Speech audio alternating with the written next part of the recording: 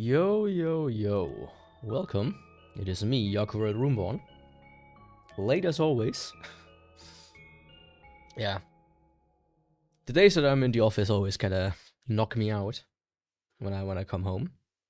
Especially today, because I overdid it a little.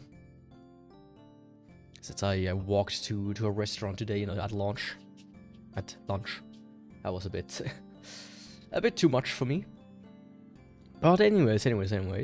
Finally, after, Elden Ring, after Dark Souls, it is time for Top 20 Animes Part 2. It's been a while. I wanted to do this stream before I did Elden Ring. It's here, 3 weeks ago. And I wanted to do it like here somewhere. But then I think the same thing happened. I just fell asleep, and that's that. The classic. So I do have currently a bit of music going on in the background. My cat already being a bit hardcore about everything. And yeah, I mean, the structure, for those that don't know, it's just I'm gonna through them, talk about a little bit about them, and then rank them. As an example, here we go. This is where we left off last time. Number 9 is In the Rain, or something like that it's called. Number 8, Aria. Number 7, Amanchu. Number 6, Anohana. Number 5, Asuno Kara? Was that the name? Number 4, Aria. Number 3, Angel Beats. Number 2 is 86. And number 1, Akira. But this is like very fluid. It can completely change by, by the end of today. I'm trying to speed it up a little bit compared to last time. I kind of got stuck on talking about some of them a bit too much. So I only did 100 out of 800 that I've watched in my entire life. So there's that. Anyways, let's jump into the next 25 to see where it's at. So the first one is a very well rated one, as you can see. Now let's go to 200 directly. Right, so let's not save on 10%. Why should you? Why should I? In for a penny, in for a pound, or what they say. So Caligula. I saw that, back in the day I was more actively watching the seasons. So just kind of like went through the season and then wrote everything down that looked halfway decent, or that looked interesting, or like sounded interesting based on the synopsis. And then I watched it. And Caligula was one of these. It had like a very interesting style, so to speak. And I didn't know what it was. And essentially what it is, it's like this weird game? Like, it's based on a game, actually. Let me... Caligula Effect, I think it was called. It has sequels. Too many requests? Your mom has too many requests.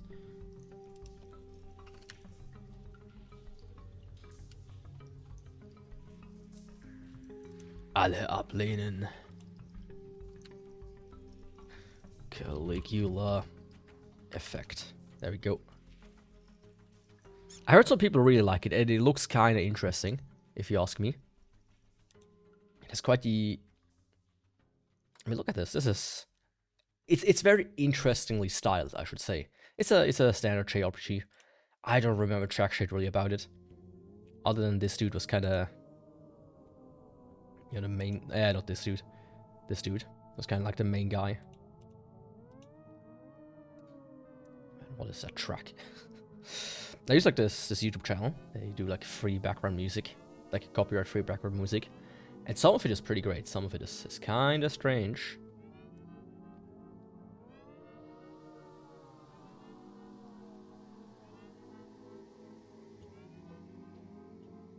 Yeah, it's kind of like a trap somewhere else. It's almost kind of a a knockoff Persona, if that makes sense, right? And there's also a Persona anime. I never watched the Persona animes, personally.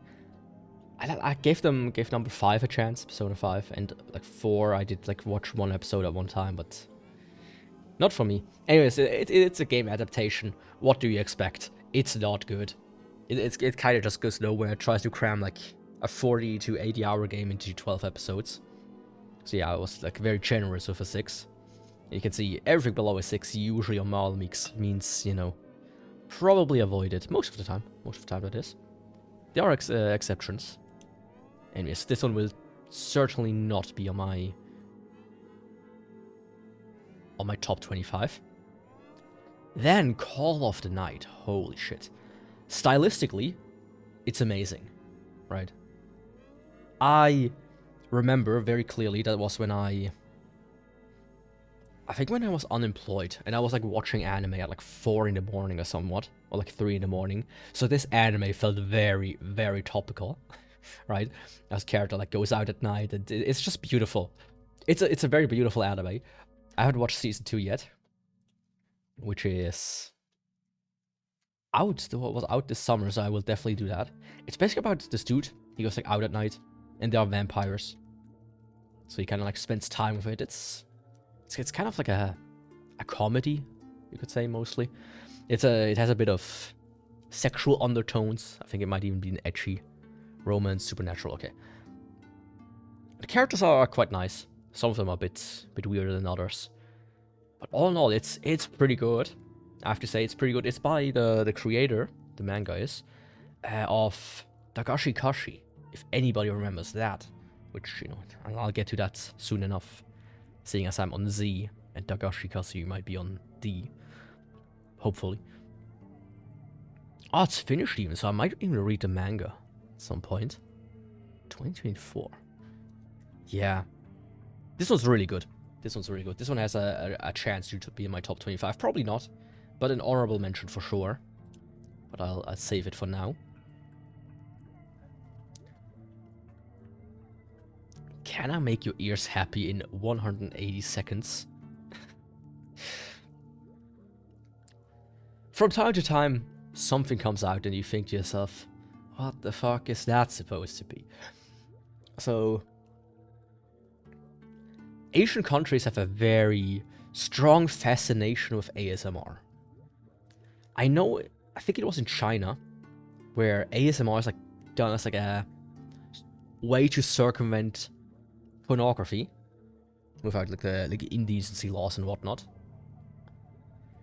So you have all of these almost cam girls that all do ASMR in like a very lewd way, and it's kind of like, hey, right? So ASMR is extremely big, and they made you know, it's 3 minutes per episode. There's just girls that are like, I have discovered this weird thing called ASMR, or my friend is doing ASMR, now she invited me. It's yeah, each episode is just them doing ASMR. They have the fucking head, which these cost like 10k or something like that, which is ridiculous.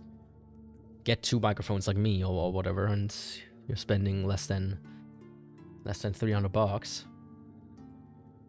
Yeah, no, roughly. That's less than 500 at the very least. Like, you don't need the fucking head. If it looks cool to you, sure, but you can like, you could get like a styrofoam head, hollow it out, and then put like the microphones at the ears, most likely, like stick 2 silicone ears in, whatever. There are ways to DIY it for less than $1,000. Easily. So yeah, ASMR, the anime.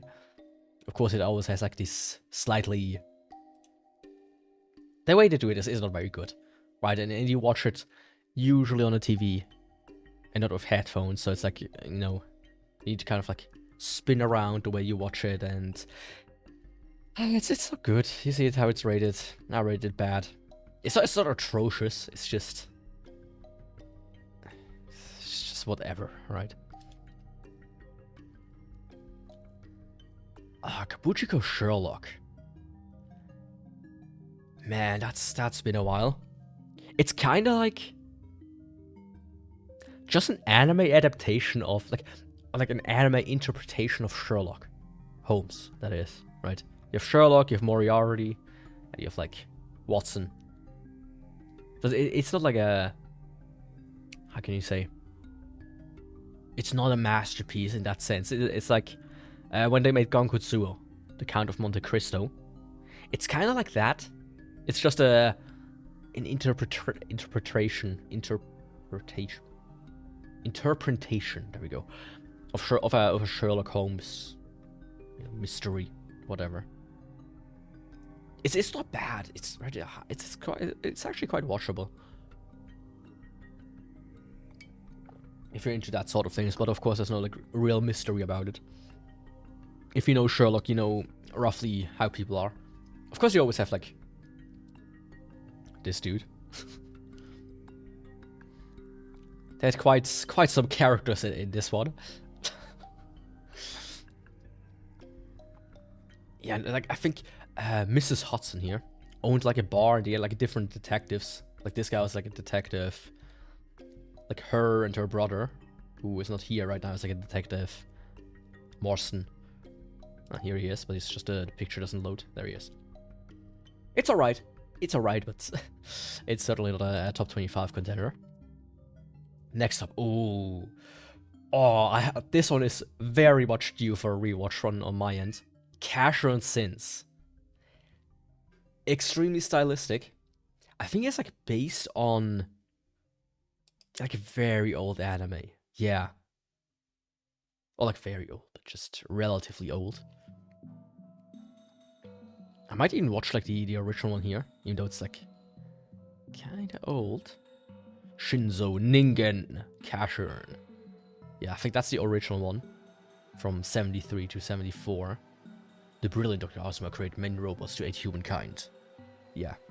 It's kind of like when they... to name like a recent example. It's almost like Pluto. Right? Where they like took like an older work and kind of like made a bit more grungier spin on it. But this was like in 2007 or something like that. 2008. It looks very strange. Like look at these characters. They have like a very unique art style, I would say. I have it on Blu-ray even. But yeah, Casheron Sins. I'm highly due for a rewatch. I even called it great. Yeah. Like if you have not watched it before, please, for the love of God, it's like one of these that I can highly recommend.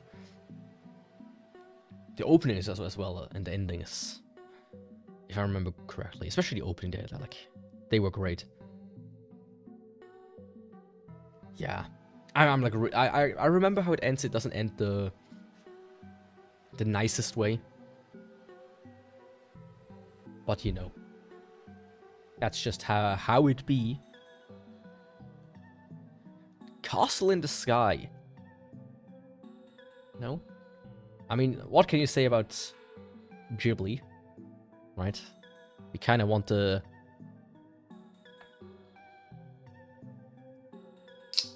You want to suck Ghibli's giblets, so to speak.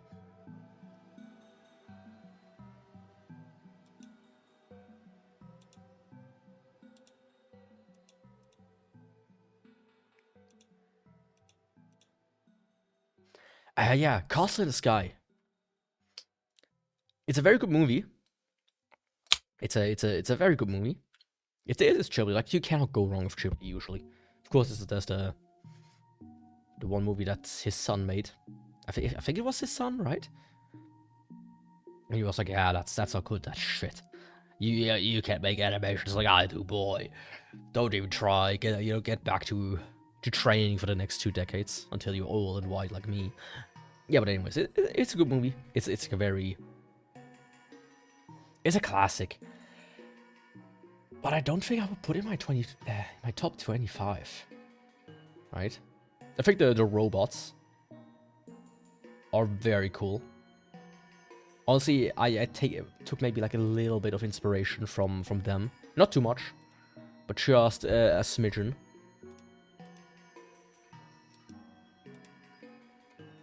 Can I do it like this?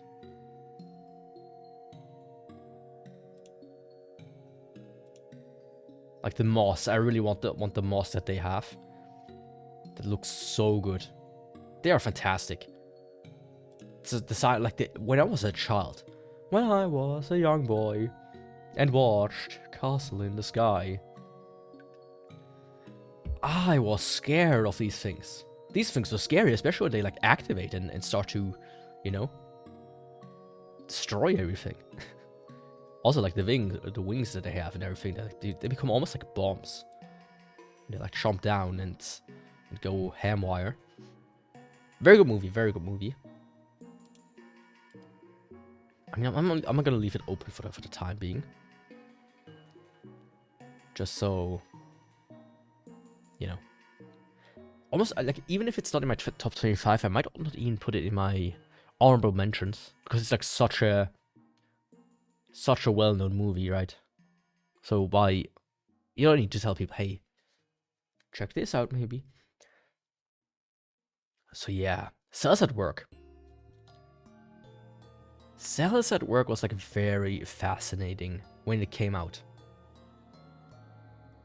Because the idea behind it is, it's kind of an animification of what's going on in your body, right? So you have like the red blood cells that transport oxygen.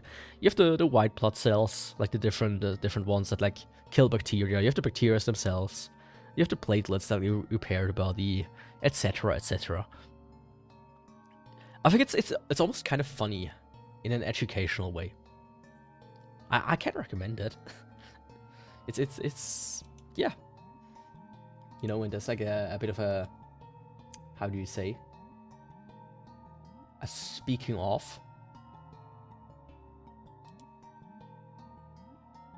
I'm kind of confused as to, there's actually one thing I need to check real quick.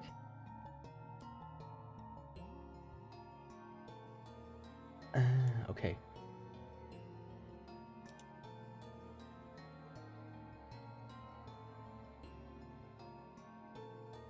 It is here. Okay. I just need to quickly check where my top 25 images were. So yeah. Cells at Work, pretty fun. Pretty fun. Speaking of Cells at Work, there's also Cells at Work 2. Which is, you know, the sequel. It's just more of the same. What can I say? It's fun. It's fun in a way. But the funnier part, it's not even that. There isn't even that much. Holy shit. They got 2 seasons out of 30 chapters. That's kind of wild, if you ask me. That is kind of wild. Anyways, going back because I skipped one. Now, when they made Cells at Work, they also in parallel make like Cells at Work Black, Code Black, it's called. It's the same. Instead of a male dude, you have like the white. You have the T cells are like female in this one, and they have like very large endowments, as you may be able to see here.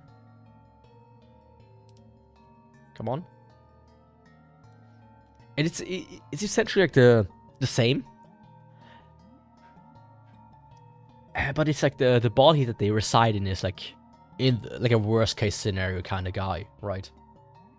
He's like a smoker. He's like addicted to like alcohol. There's like one scene I think where he gets where he whacks off the body that they inhabit.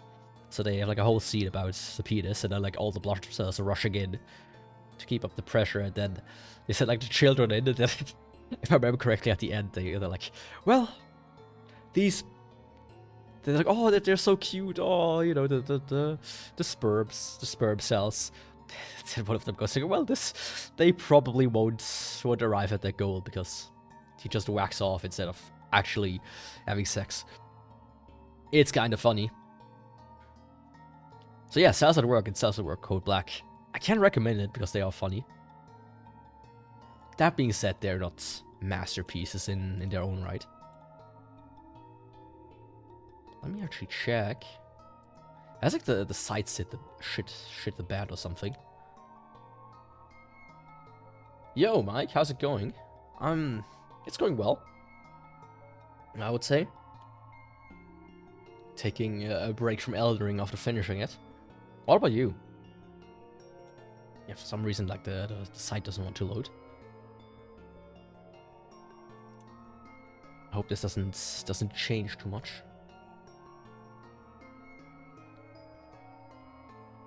Like, prepare those two. Then we have fucking Hitsugi no Chaika. I remember when this one came out. You saw? Oh, nice. Did you like watch the final fight?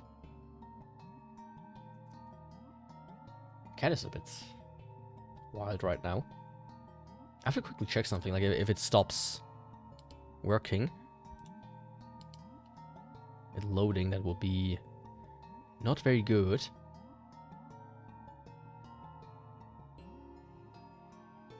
Just learning, chilling stuff in equipment for editing, chopping and editing. What are you editing? If I might ask. Ah, that's kinda unfortunate right now. Let me see if I can maybe...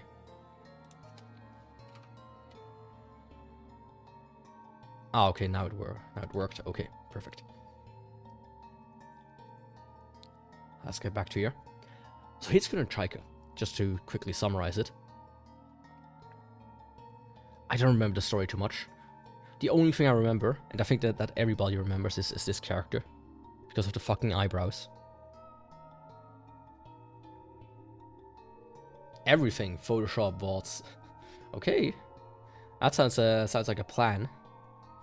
I usually don't like editing, so I usually try to get through as fast as possible. When I do my own VODs and whatnot. Let me skip this track, this one. It's a bit eerie.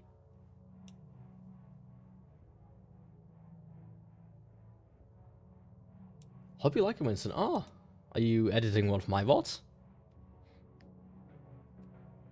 Or are you trying to share it? Will you share it then at least? What it is?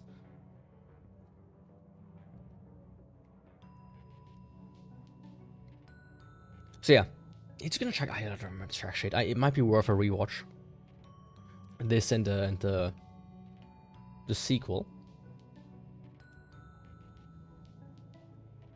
I feel like if I remember correctly, like she was an assassin. She's like the sister, and they were like clones of her, like different like versions of Chaika.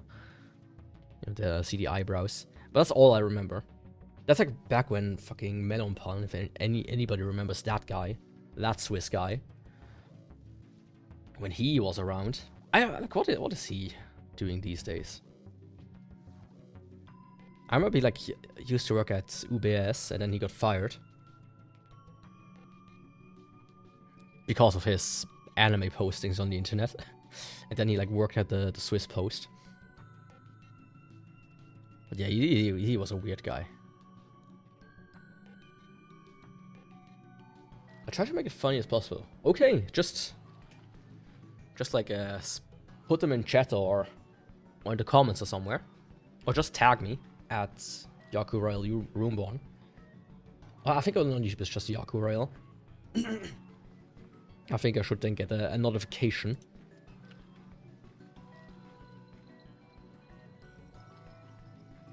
Be able to see it, but thanks, yeah. Chainsaw Man. I mean, who doesn't know about Chainsaw Man? I haven't yet watched the sequel, the movie. Oh yeah, it's out. And the manga I kind of stopped reading as well after, roughly after the movie as well, like the story it covers. It's gonna take a while for me to wait. Yeah, I know. When I did my Dark Souls videos, that one took a couple of months. That was a huge pain in the ass. Which is why I don't like editing myself. It's I just struggle to get like a good vision for it. So Chainsaw Man is fantastic, but I really don't know where the manga is currently. I just never felt the need to read it. I feel like some people said it gets like worse and directionless after the first part. Like I'm aware, you know, what's going on. but that's about that's about it. I know what I know what happens with Makima and whatnot. But yeah, it has potential. Unlike this one. Yeah, the anime is good. Animation wise, it's fantastic. But I did hear they like very much overwork their people to get it as good as possible. But sometimes you need to suffer to make art. Of course, the fan base is always a bit well, it was very annoying when it came out. But yeah, Chaos Dragon. It's like one of these. I watched it because it sounded interesting.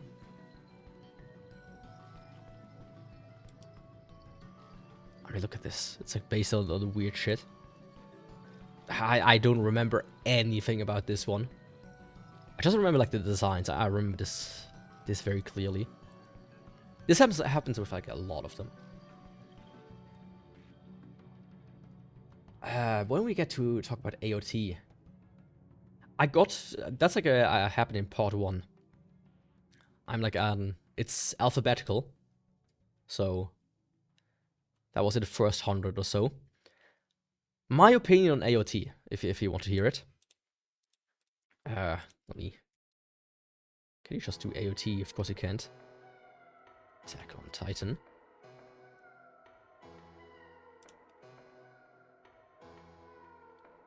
So my opinion on Attack on Titan is, I also read the manga. Like I read the manga while Attack on Titan was like still at like part 3. When it was finished, when the last chapter released, I read it basically within like a day or two of release.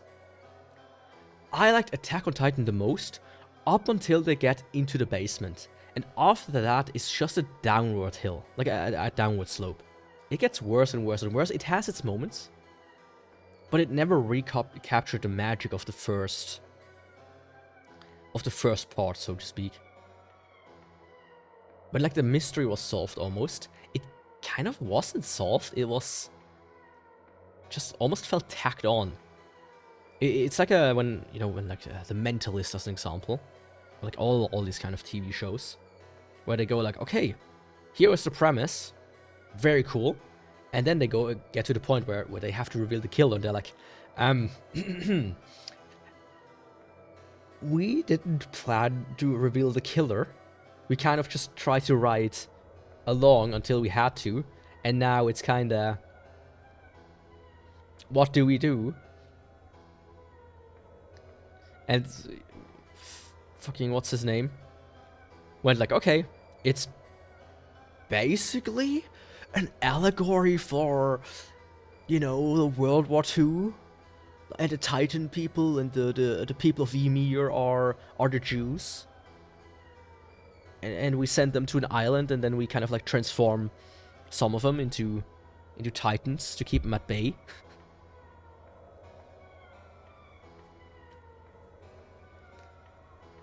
Yeah, as I said, there were good parts, but it never reclaimed like that original feeling it had. So, at least for me. Especially once like they started like trading with the others, and then it kind of like started to involve people outside of the island that they were on. It just never like really went anywhere. Of course, like the rumbling was very cool, and fucking the Elden Beast. To get back to Elden Ring. Fucking Attack on Titan Worm, whatever it's called.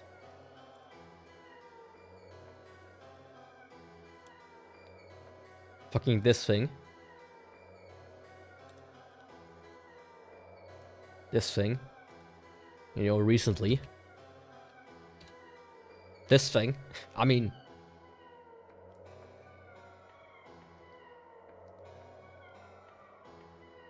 that was very interesting. But yeah, being clueless was like a big part of it. Like finding out the mystery of what's with the Titans, like why is like Eren a Titan and everything else around it. But it just kind of, It felt to me like he didn't himself really know where he wanted to take it. And the ending was so weird. It's like, hey, here I have Aaron's decapitated head. Now that he's, you know. Then it's like, oh yeah, I'm gonna kiss him, and then... Didn't they, like... I don't remember. Didn't they, like, pull a weird one at the end where it's like... Where Aaron basically foresaw it in his head. The entire thing, and then... Oh, I don't know. It's been a while. Like, I never finished the anime. I just read the manga, and then I was like, okay, now that I know the ending... Watching the anime feels more like a chore than anything else. Usually I don't mind, like, watching and reading both to completion.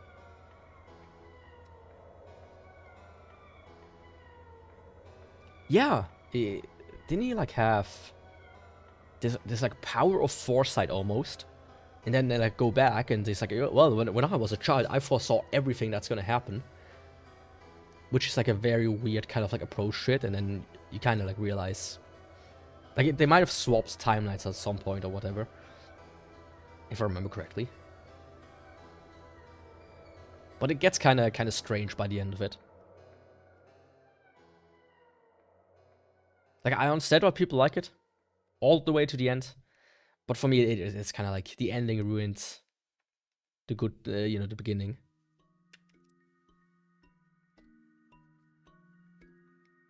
Wholesome. I mean, as wholesome as committing genocide, pretty much destroying the entire world, goes, I would say. Hitler was also kind of wholesome when he played with his dog, Blondie, right?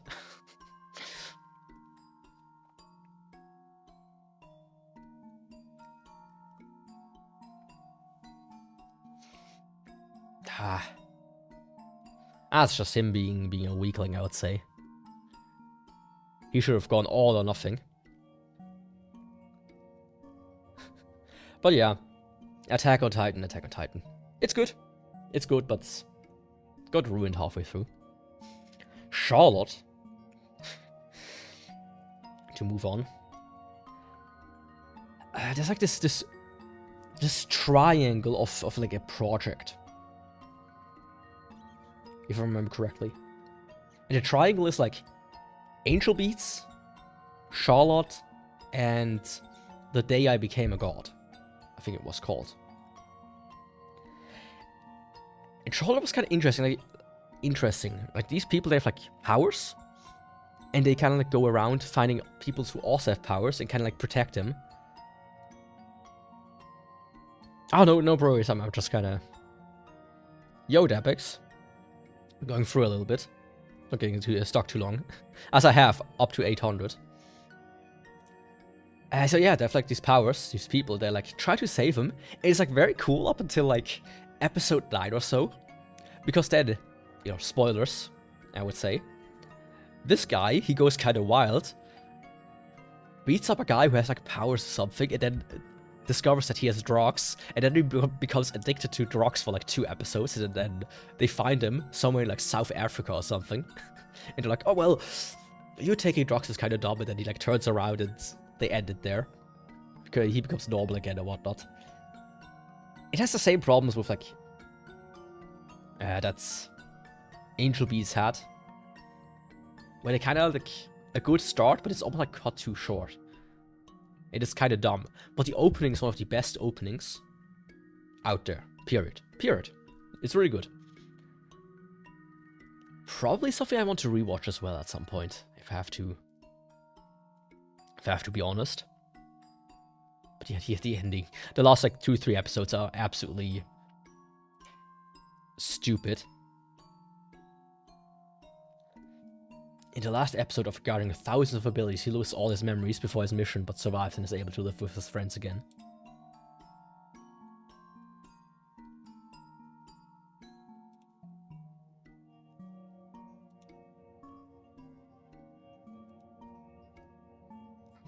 Okay, they don't really say it here.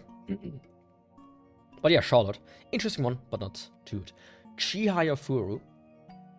I just recently watched Season 2, finally. For whatever reason, I watched up till episode 11 on Season 2.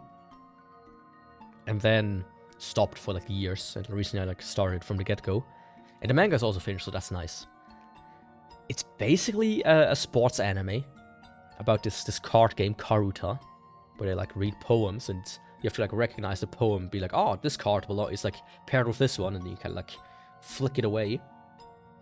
It's pretty cool. You know, sports animes, that's... I mean, I've watched so many, you probably won't recognize some of them.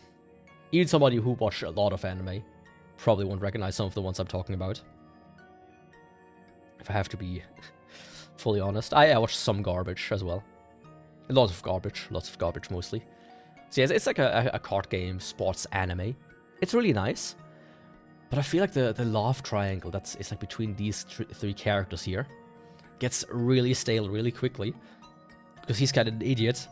He's very clearly, I don't care about anything but this card game. And she's kind of like, I care about the card game, but I care about these people as friends. And then she kind of has feelings later on for him. So if you ignore the the love stuff, it's really good. Sorry. It's really good. And I'm certainly gonna watch season 3 as well soon enough, and then read the manga from the get-go. Usually, sometimes I skip like the parts that aren't adapted, to the parts that aren't adapted, and read that. For this one, I will read the entire one. But it is a josei manga, josei anime and manga. There's like it's directed at young adults, female adults, while the opposite for men would be seinen, if I remember correctly. But yeah, I can recommend Heya Furu, so I'm gonna keep it open for the time being. Oh, Children of the Whales. This was a strange one.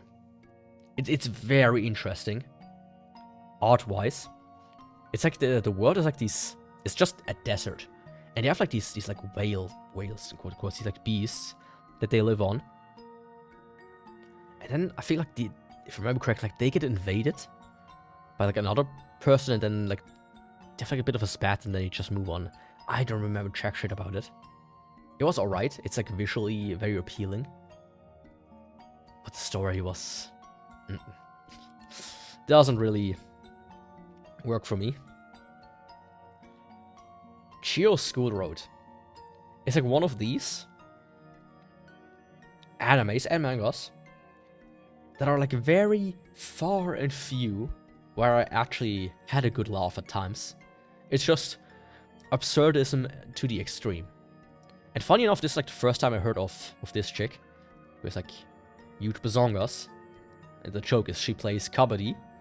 If you ever seen kabaddi is pretty fun sport to watch. One of the few things where, yeah, I'm not really going into that too much, but check out kabaddi on YouTube, I would say. It's like a sport. You have like 5 people in a row, 2 fields. And the idea behind it is you like send one guy soon enough, hopefully. You have like one guy who has like go to the other side and like touch the others, or try to touch the others, and like cross his foot to a line without getting caught. And the entire time he has to go kabaddi, kabaddi, kabaddi, kabaddi, until he runs out of breath. So you have to do this until you have to breathe in again. And before you do that, before you have to breathe in, you have to get to the other side. And based on how many people you touch, and if you touch like the line, you get like points. It's an interesting sport. Anyways, Chio School Road, funny, but not my 25. I can recommend it though. Honorable mention, I would say. Chobits. Oh, I probably won't get to another anime in time, but Chobits is just one of these classics that I feel like, especially people new to anime, really need to watch, as it is a classic. It's like this guy, he finds like an android by like the trash dump, and then he activates her and they fall like in love. It's really cute. And then it becomes a little bit about, hey, how ethical or whatnot is this whole like thing, you know, me dating a robot and falling in love with it, and, you know, kind of seeing work out. And then, you know, at some points, like, the creator of her comes like out and it's like, well, I like implanted my own daughter's brain into her, so she's technically human in that sense. Or something like that. I don't remember, it's been a long time. Chobit's very interesting. Very good. And there's an anime, I think Oh My Goddess, or something like that it was called. Which is like very similar, it almost feels like made in like as a reaction to this one. So hey, Chobits is popular, we need to make our own Chobits to sell it. So yeah, I'll keep it on here for the time being. Citrus.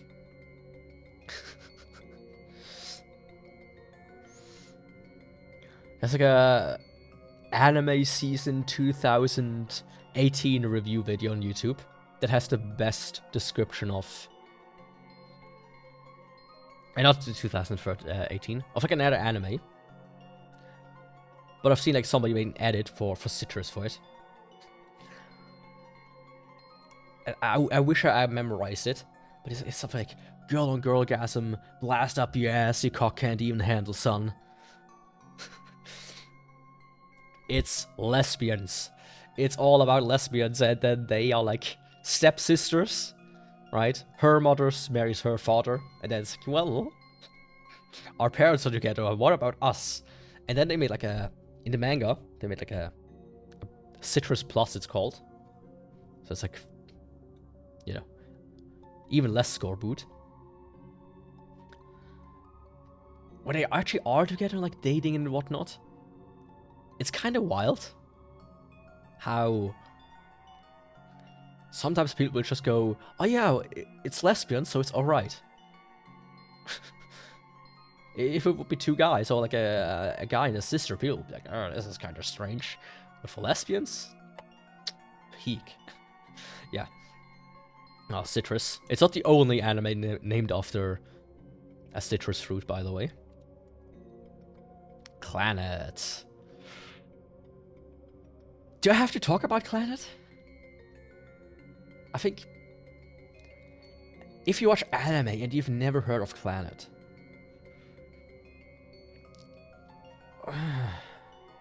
what's wrong with you? But no, it's it's a classic, right? Sure, you might not like it as much as other people, but Clannad is Clannad. Clannad is fantastic. It's like one of these that just pulls on your heartstrings. So I almost have to give it to it. Except, my top 25, except I would rate the original Clannad quite a bit lower than the sequel. The original is like fine, everything is like very beautiful, but the sequel, Clannad After Story, is pure peak. Right? I rewatched this one like 2-3 times already. Clannad, like the original Clannad it's nice, it's like a good story, but After Story like really gets in there. It has like this, you know, when he has like a child and then he becomes like a neglectful dad to some degree. But then they like find each other again. It's very beautiful. And I think it's the first one today that I truly would 100% consider to put on my top 25. Easily. It might remain in there. Just to say that. So yeah, Clannad After Story. Check it out. Classroom of the Elite. I know people really like it. I thought it was alright. My big problem with it is it's based on a light novel that just goes on and on and on and on, right? We never will get a satisfying conclusion with this. We will not. We simply will not. So I just don't feel enthusiastic about it. They have like a Classroom of the Elite, and then they like made a sequel, which is like a second year. And then they made another sequel, which is like second year, second stage, and then that one just started. They're probably gonna do like the third year, and etc., etc. It's just gonna... It'll never end. It's interesting. The characters is like very classic, though. Oh, I'm stupid, but actually I'm like super smart and super cool and whatnot. I can't see it work out for the foreseeable future. I just can't. It's like they're like at school, and you have like different classes, and you have like hierarchies based on which class, and you have to like win points or something. Yeah, are ranked in order of merit. Like the D class, the lowest one, they get like treated like shit, and A class is like, oh, you're basically royalty in here. So yeah, that's that. Oh, Clean Freak Aoyama. It's short. It's fun. But it's like a masterpiece.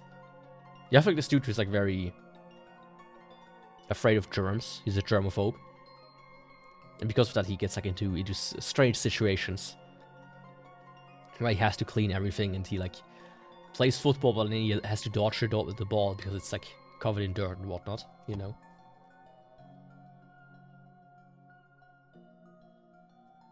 There we go. Oh.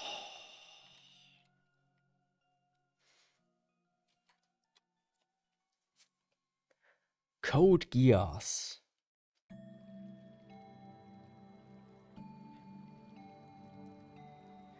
Code Geass is nice. Code Geass is really, really good. I want to watch the movies. I haven't watched those. It's like about... That's nice. Like... do I have to explain Code Geass? It's like there's a guy, he's like a brilliant dude. And he's kind of like... fighting behind the scenes, and then becomes like the emperor. Then people start hating him, and he's like, oh... I sacrifice myself for the betterment of humanity. It's good. It's fantastic. Watch Code Geass if you haven't watched it. It's a mandatory watch. If you watch anime and you have not seen Code Geass, something is wrong with you. Let me just say it like that. Second season, just as good, I would say. And then they kind of like made the movie, and it kind of wraps up differently, if I remember correctly, but I haven't watched it, as I said. So yeah, Code Geass I will currently...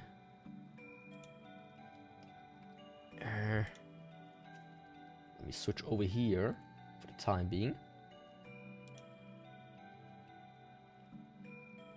I just saved it. Where the fuck is it? There it is.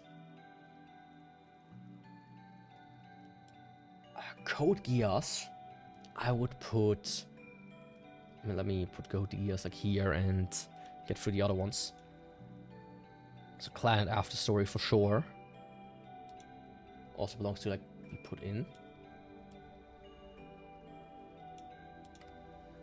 Chobits is a honorable mention, I would say. Chill nah. Jaifuru, I would say honorable mention, yeah. Chainsaw Man has potential for now.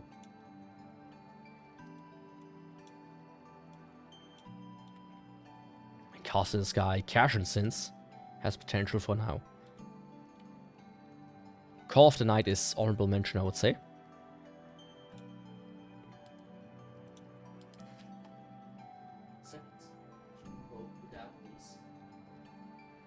So I would say...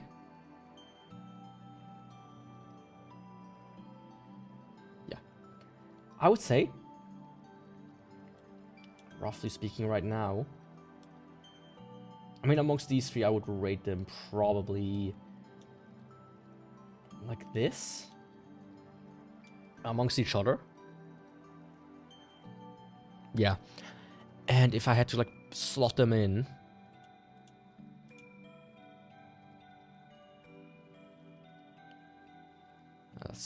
I made like something and it works a bit dumb.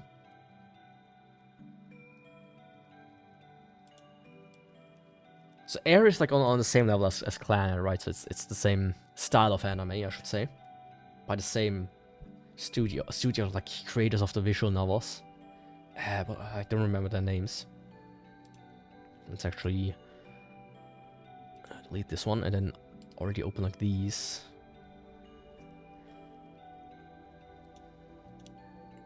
Is it better?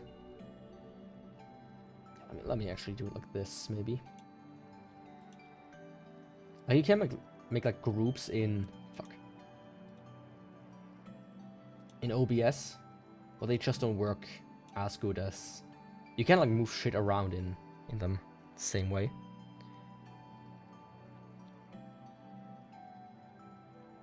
Remove for the time being. Yes, okay, there we go. So Planet would, for me personally, yeah, I think I might piss some people off with that one, but for now I would put Planet actually on top. Oops, that's not what I want to move. Oops, that's also not what I want to do. There we go. Planet on top. Then Akira.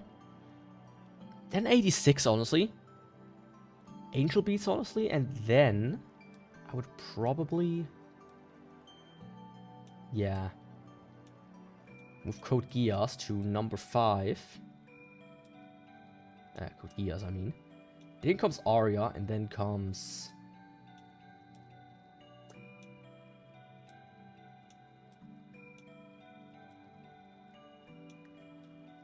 Chainsaw Man on number 7. Like stagger this a little bit so I can actually at least see them somewhat. Okay, that's like the current state of things. I would say currently. Okay, moving on. Colorful is a movie. I don't remember jack shit about it. I think that says it all. Based on a novel by Eto Mori. Ah, cool. Ah.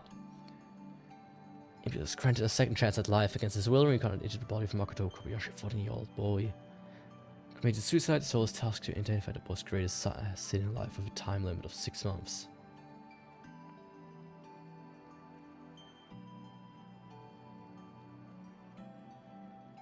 Yeah, I don't remember anything about this one.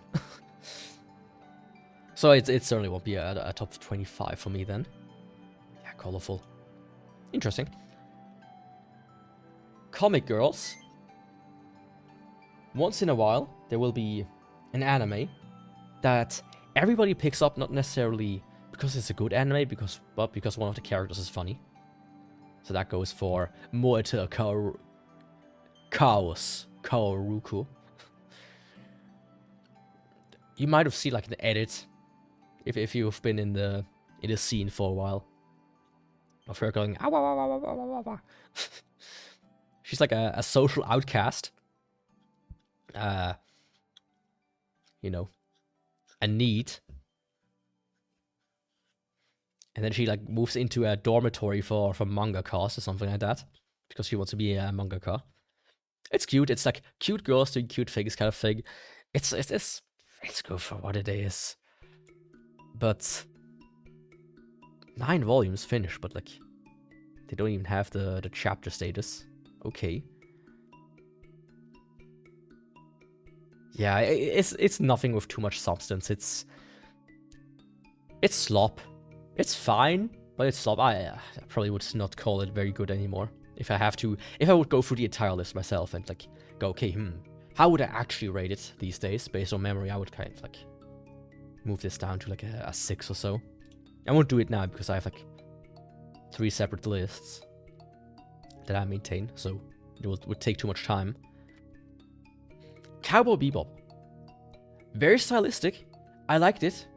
It's a classic, but honestly, it's not going to go in my top 25. I would say. I liked it for what it is. I like how, you know, it's one of the more famous one, even with people that don't watch anime. But in retrospect, it's just kind of... it doesn't do really anything for me, if that makes sense. Right? With certain animes, you could say, you know, they really impact me in a good way. It's like, oh, I like this. I really like this. But with Cowboy Bebop, it doesn't really do the same thing for me. I like the character of Spike Spiegel. You know, and every whore out there cosplays Valentine Faye at least once in their life. Because it's like kind of like in that acceptable kind of region where even non-anime adjacent ethos can like do it. But that's kind of it. It's good for what it is, right? I absolutely recommend it. I won't even put it though in, like, I feel like it's so popular, so well known. I don't need to put in honorable mentions, but for me it's not going to be in the top 25, I can already tell you that. So yeah, moving on. Oh, Chroma Tier High School. Man, I saw so much of it throughout the years. And when I finally watched it, I was like, yeah. Chroma Tier High School is extremely funny. Honestly, it's one of the funniest anime out there. I can highly recommend it with 100% certainty. It has like this very good scene about one guy, like two of the delinquents, having like you have like the boss guy, like the more like commoner delinquent. The boss guy is like a block, and he gets trolled, and it's the funniest scene. It's so good. It holds up so well. Of course, you have Freddy as a main character. Oh, I can highly recommend it. It might even get him on my top 25, but for sure, honorable mentions. But moving on to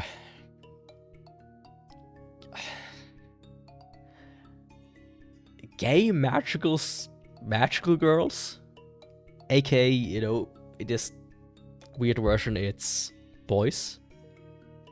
I watched it. It was kind of funny at the time because of how stupid it is.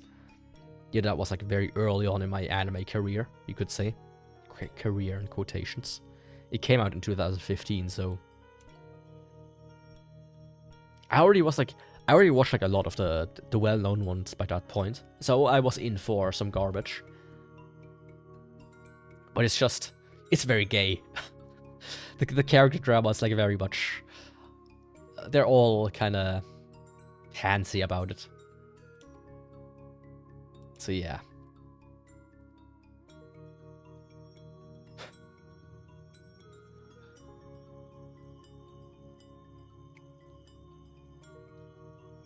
I have no desire. No desire to play Cyberpunk 2077. But the best fucking thing that came out of that game is Studio Trigger making Cyberpunk Edgerunners. You know, even removed from the hype, looking back on it, it's good. It's so good. I'm surprised they don't hire more Japanese studios to make like, original works based on any like video game or whatnot, especially Western ones. Edgerunners, it's such a good show. It's really good. It's extremely popular, of course. Everybody knows it. So it has like the same problem as Cowboy Bebop. I probably won't put it in my top 25. I'm gonna keep it for now because it might be like a filler to like shove in at the end. But it doesn't need an honorable mention, as it's so well known. So yeah. Like, it's about this guy. And then like right at the beginning, like his mother dies. In like a quote unquote accident. And she has like this implant. Because she like worked together with some other people to like steal it or whatnot. And then he goes, well, implant it into me is like a super like good one. And he becomes kind of wild. And it's like very cool to see like his transformation to get like kind of wilder and wilder with the time. Like at the beginning he's like this scrawny kid, and then he becomes buffer and bigger and whatnot. After getting modified so often. It's very good. It's very, very good. Yeah. If you haven't watched Cyberpunk Edgerunners, For whatever reason, just watch it. Honestly, I can recommend it. Then Defrag. I don't remember jack shit about this one. You see how popular it is, though.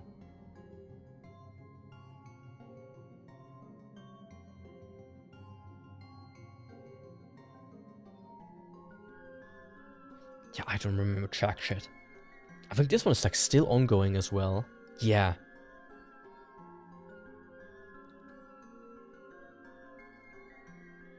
I might have to read this one at some point, but if it's probably like, is it even? Yeah, it's still coming. 166. I don't remember. Like, that's one of these I watched so early on. I watched it when it came out, or at least like not too long after it came out.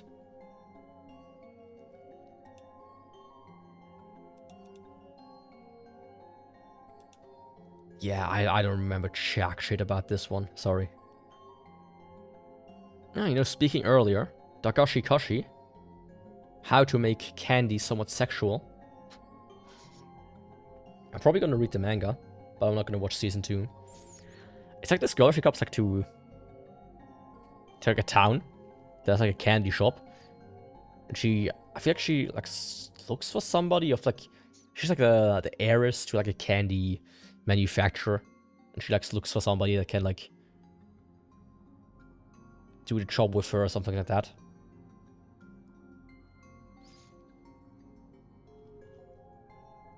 So it's fun. It's fun. It's a classic. But man, it has gone down quite in rating. I feel like back when it aired, people really liked this one. But it seems like it has lost some of its edge.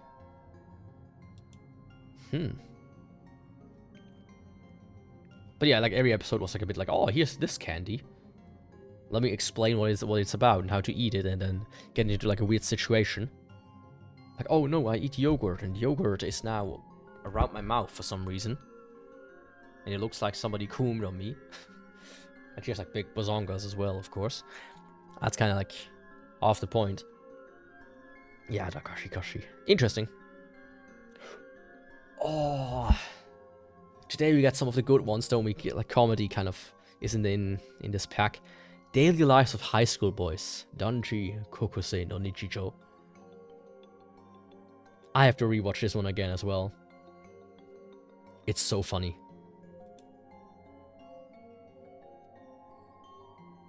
Ah, the manga goes till...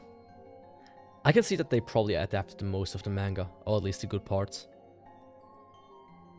It's really funny. It's really funny. Honorable mention for sure. Highly, highly recommend it. If you like, just watch a few clips on YouTube. Really. Just go on YouTube, type in this or this. There's like this one scene where they're like in this guy's room,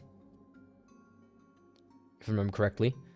And then they're like, oh, that's all like, put on your sister's clothes and like you have to put it on and pretend to be like a girl. And then they're like, ah ha ha ha. Then like she comes home and beats him up.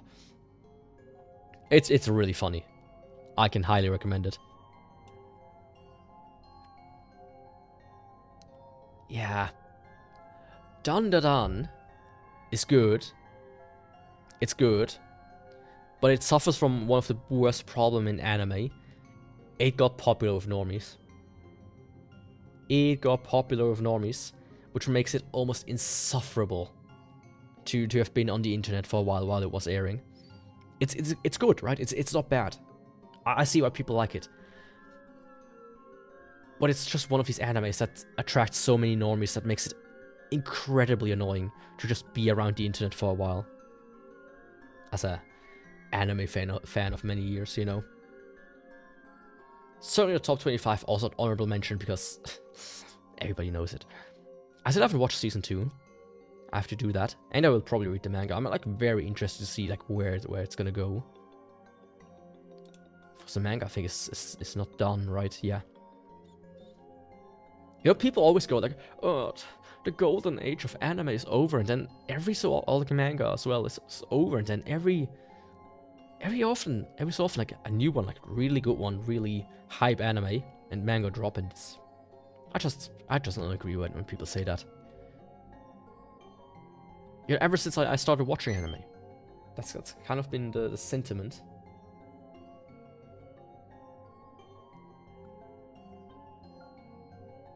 So yeah, done. Pretty good. The complete opposite. Once again, trying to adapt like a video game, especially like light visual novels, into an anime. Here's the thing, I never played the Danganronpa games. Removed from that, the anime is alright.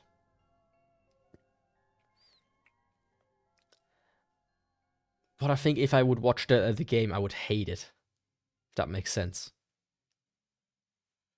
So yeah, it's... Don't watch the anime, just play the game. It goes on sale often enough. Especially like the sequels. But they actually adapted Danganronpa 3 for some reason. But not 2. Very interesting. Yeah, these games I want to play at some point. I have them on Steam. 1, 2, and the girl one. If I remember correctly. So yeah. I always want to see what the hype was about, that's why. But I can't really talk about this. Dark Gathering. Dark Gathering is nice. When I watched it, I was like, yeah. This is interesting. It's basically about like this dude. Like every character in this show is kind of fucked up in the head. It's about like about this dude here, and he sees like ghosts. And then you have like this little girl. She's like, her parents were like taken hostage. Like her mom was like taken hostage by a ghost. So she goes on ghost hunts, and he's like a bit of a weirdo who wants the thrill of seeing ghosts and whatnot. And she's kind of like another weirdo who's like into him, and she likes seeing him scared. And like she goes around and like has to collect like people, like ghosts, as like allies that she like traps in, like, you know. It's interesting. It's really interesting. I can actually recommend it. And they actually announced season 2, which is like very cool. I even put it on my plan to watch list. Haha. So yeah, Dark Gathering is honorable mention worthy, I would say. Manga still publishing. I really like the designs of like the ghosts. It turns a bit less scary towards later in the show. At the beginning it was actually kind of scary, as far as anime goes.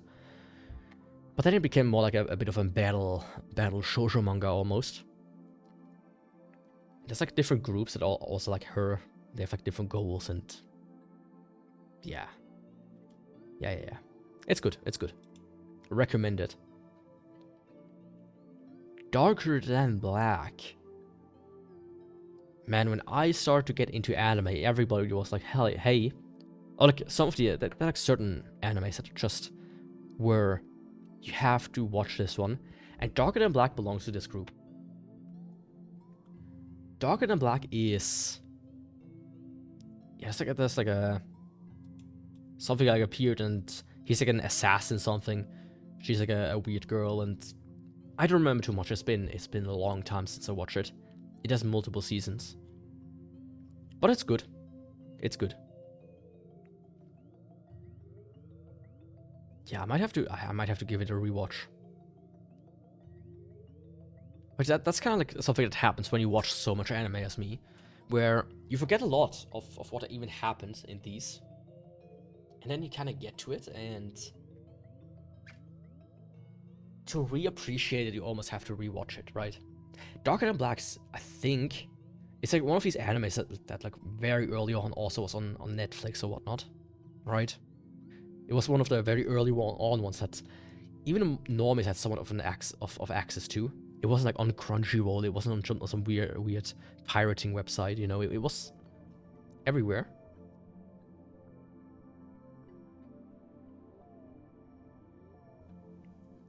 So yeah,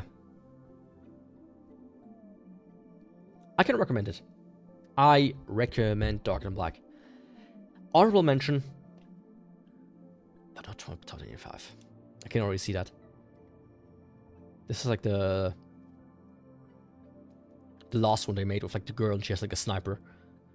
It's like the last of it. This might even be an original work.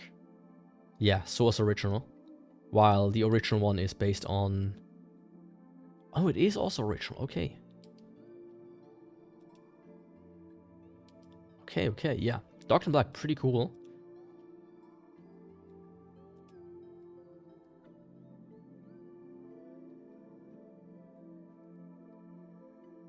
I don't remember too much about it, though.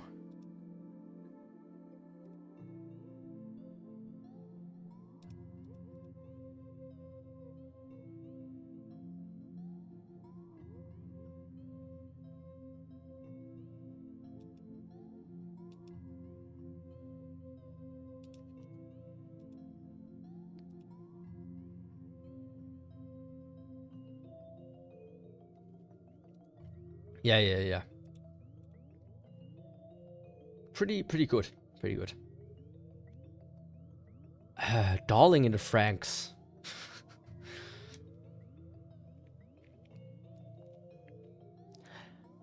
It's Studio Trigger, so you cannot go wrong with it necessarily. But looking back on it, it's not the best. At times, like some of the internal drama between the characters is just kind of. Of course, you have 02, which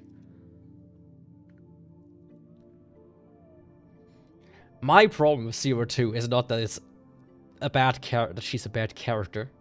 My problem with 02 in the year of our Lord 2025 is that every ethot out there just uses, hey, let me take a pink wig and maybe get like a horn accessory like this, and I'm doing a sexy cosplay of 02. Give me all your money. And it works. It works. Anime fans across the globe lap it up. It's like one of the main, like the few characters that all the whores on the internet just have kind of taken a liking to, because it's easy and simple. Same with like 2B, but for her it's pink wig, done. For 2B it's a white short wig, done. Right? It's very lazy, and it has led to a lot of goonerisms. Some people might know that I'm not the biggest fan of the modern excess of gooning. So yeah, that's why I really... It has like a negative connotation because of that for me. Retrospectively, it became worse because of horse. So yeah, it's still true. Like, watch it. It's not bad necessarily, right? It's Studio Trigger, so you have like good animation. The story is decent enough, etc, etc. It's a bit weird when I like sit in the cockpit and the way they drive it. It's kind of like, if you ever seen it. But yeah,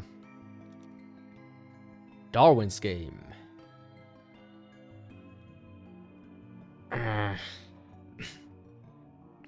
I wanted to... Was this the one I want to read? Maybe. Ah, yeah. Like, he gets like an invitation to a mobile game, and then they have to like fight each other. And he's like, you know, always, he's the super smart one, and then he like teams up with her. And then they become like super rich, because they get like a lot of money if they win in each match.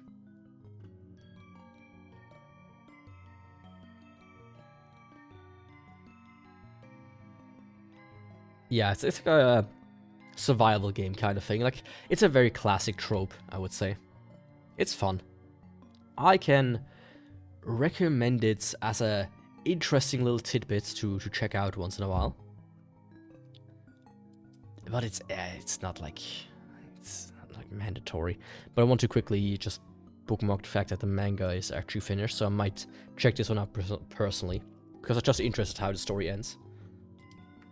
So yeah, Data Life. I've finally, after years and years and years and years, started to actually catch up to it. I watched Data Life 1, Data Life, this one, in 2013 when it came out. Essentially, the story is, you have like these like accidents that happened, like these almost like nuclear explosions kind of events. And at the center of these devastating events are like these spirits, with her being one. And then like have to evacuate the citizens or whatever. And then it turns out, hey, we can prevent that if we kind of like stabilize them and take their powers away by kissing them. Or like by dating them. And get them like in a good mental headspace. And then he becomes like the guy who has to do it. There's like an anti-force and whatnot. It goes kind of... It gets kind of wild. So I watched the first one when it came out, and then for years and years, then like, yeah, then like a sequel, quote unquote. Yes. Then like Data Life 2 came out a year later, and I just didn't watch it. I never watched it for some reason. And just recently, I finally rewatched the first one, watched, you know, this one, the sequel, the OVA. Then I watched the number 2. And I watched this like OVA here, and just recently I watched where is it? Mayuri Judgment. Why is it not on the list though?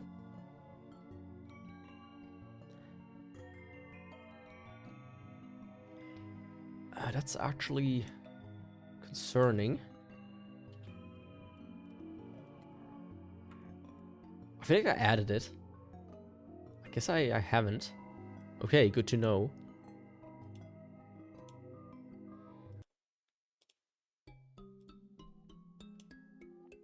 And what's with this music? Let me like switch to something that should be a little bit more nicer. I'm sorry. So yeah, Data Life. I can recommend it. It's an interesting show for what it is. It's not this grandiose, fantastic story that will hook you like, you know, like Attack on Titan does, as an example. It's not this heartfelt, beautiful, tragic romance thing. It's just kind of fun. With fun characters. A fun story. That's just not too serious. It's a good, honorable mention, I would say. That's what I can say. So yeah. Damn in Wonderland. Watch the anime, don't read the manga. Kind of the part they cover in the anime is the best part, and then the one then the manga just kind of moves on. It just doesn't get better. It's about like these guys.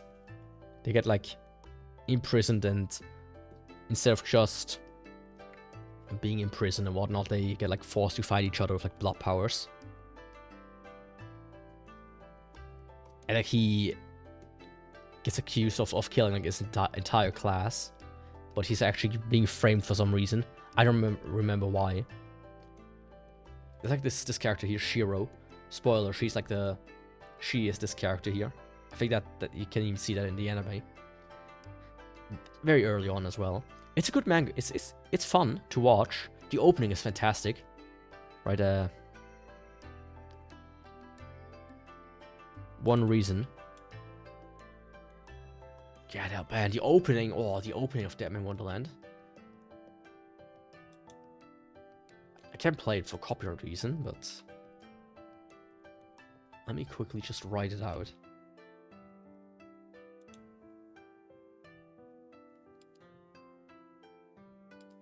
Fuck, dude. Let me just play like a second of it. Like here, if it wants to play.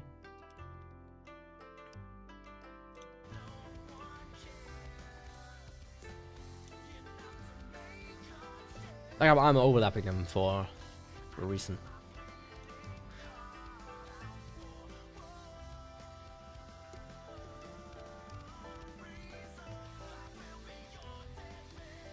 Oh, it's so good. I shouldn't do this. There we go. The opening is fantastic. The anime itself is just kind of never goes anywhere. Of course, everybody likes this guy. He's a fun character, but I feel like back in the day it was a very interesting show to have. These days, they're so much better. This is just kind of like, it never goes anywhere. It doesn't finish because it doesn't adapt the manga in full. There never was a second season, and when you fucking read it, it's just not as good. It isn't good either. Ah, Deers, right? I said oh my goddess. No. Deers, the way I see it, and a lot of people see it if I remember correctly, Deers is basically, hey, Chobits is popular, let's make it as well.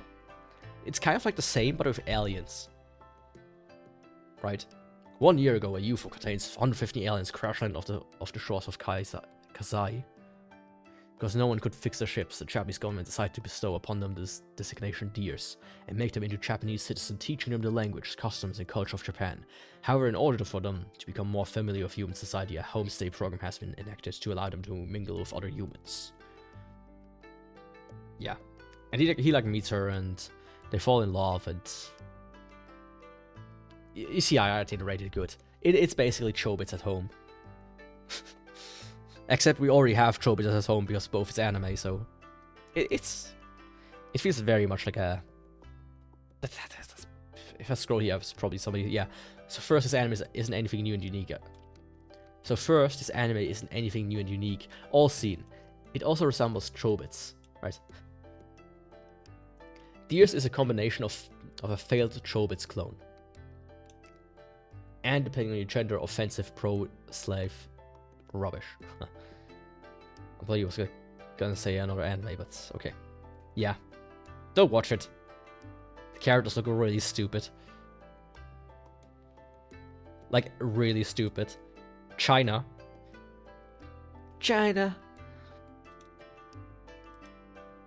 Really. She's the most decent one, funnily enough. I mean, look at that. What the fuck is this? What is this? Why do they look so ass?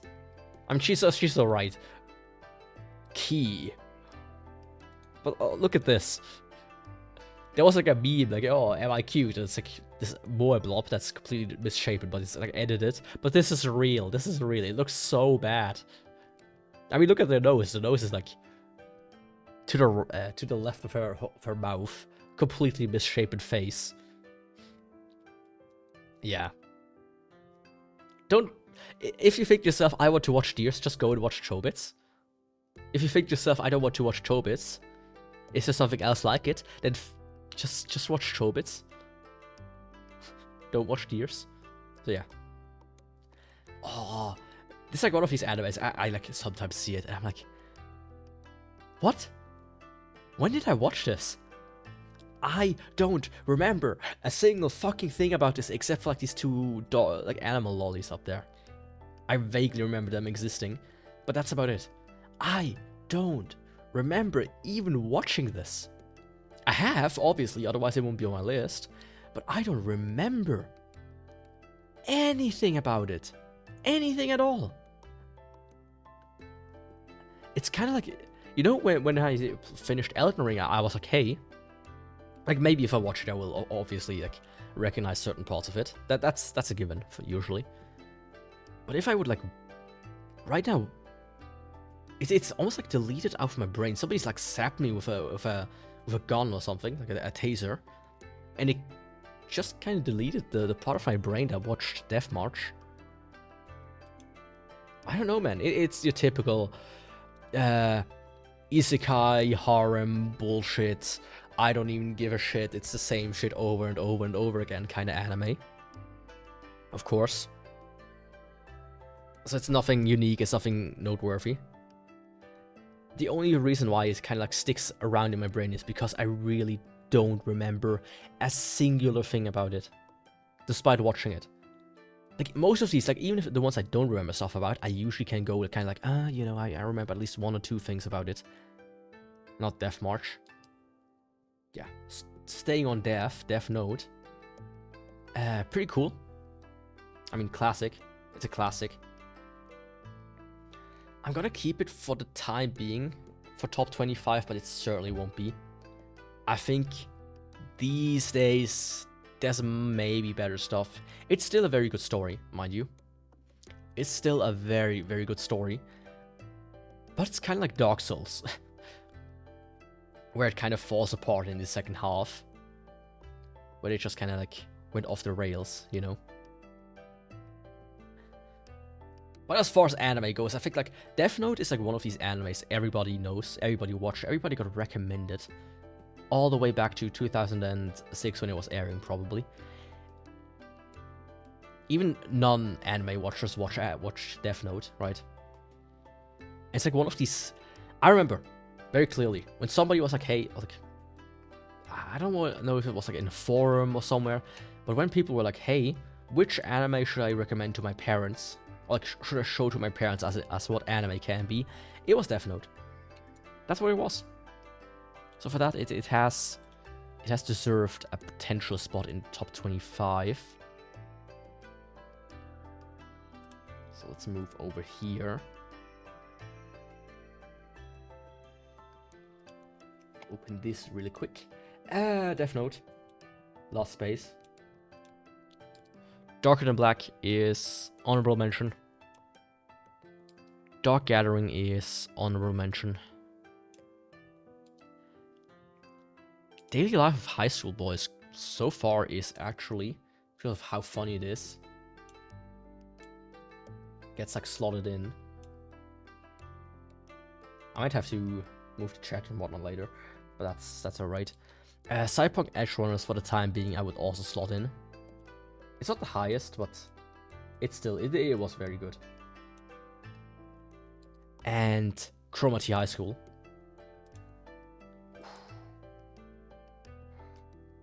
Ooh. Honestly, I'm gonna move this one like down a bit more like that, and then I'm gonna move this one here, and then I think I'm slotting Chroma T High above it. Yeah. I think for the time being this is a good way to place it. Yeah. Yep.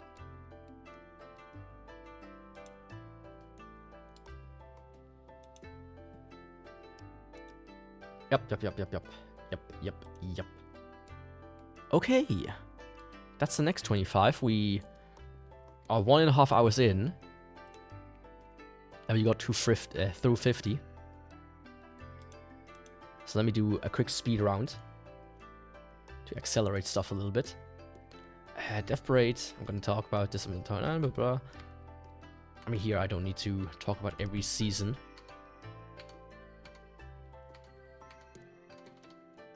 All the movies, I'm only need to watch 1. 5, 3, 2, 6. Let's keep like 6 open. 4, 1. Oh, Nagatora, I have something to say about that. I don't need that. I don't need the different seasons. Okay, perfect. Death Parade. It was fun. The opening is fun. Anime itself is not good. It's about like this like in-between world after death, and it's like, hey, let's kind of like play games and move your soul on to the next life or some bullshit like that. It's only so got high because it was popular at the time. And it got like a lot of normies. Decadence is like, humans live in like this giant robot. And they are like these weird creatures, and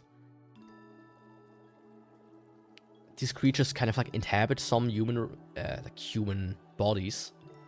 And it's kind of interesting. I could actually recommend it. It's gotta be an honorable mention. Dungeon Meshi. Holy fuck. Probably one of the best anime to come out in a long while. It's really good. It's funny. It's well animated. I read the manga. I know how it ends, so I will, watch season 2. But of course, I know what happens by now, so I won't go in with like the same amount of, how should you say, mystique. But it's really good. Honestly, if you haven't watched Dungeon Meshi, watch it. Right? If you've been on the fence a little bit about it, it's like, hey, it's popular. Is it as good as people say it is? It's really good. It's really good. It has a good spot in the honorable mention. Let's move it over here real quick before I forget about that. Yeah, it has like really good potential to stay in the top 25 for me. Demon Slayer, same problem. Oh, people are gonna hate me for this. Same problem with Demon Slayer that I have with Attack on Titan. In a way, it goes further than Attack on Titan, as in, like, the hill goes up, and then the ending comes, and I don't remember what the ending was. I really don't remember the ending. I just remember I read it. Right, it's finished. The manga is finished for a while now. I read it, and I was like, holy shit, this is so bad. I hate this. This is how you end it? It kind of ruined the show retrospectively for me. Right? Like, not saying everything that came up to a certain point is not good, and it's so well animated at times. But my god, looking at the story as a whole, it's kind of like, why? That's the way you end it? If I remember correctly, it's like a very much like a... I might be wrong, might be misremembering. It's like, well, I just wanted to be, like, loved by you humans. And, like, for the big bad guy, he's like, well, I forgive you. And it's like, okay, Tanjiro, thanks for forgiving me. Now all is good and the demons are no more. And your sister's healed and you are healed and everybody else is healed and the demon core is no longer necessary. You are actually a good guy. Thanks for actually, trusting me. It's not bullshit like that. It's not good. It's a good example, a good recent example of the ending can absolutely ruin the entire fucking thing for me. So I will not put in honorable mention. I will not put in my top 25. Fuck Demon Slayer. It's great. It's a good watch. It's one of these I can recommend to new people, right? If you're new to anime, if you want to show your parents a good anime to watch, as like, what can anime be? Yes, Demon Slayer is good, but my god, the ending of the whole story is just kind of ass. And of course they follow like this recent trend of just killing most of the characters off as well. If I remember correctly.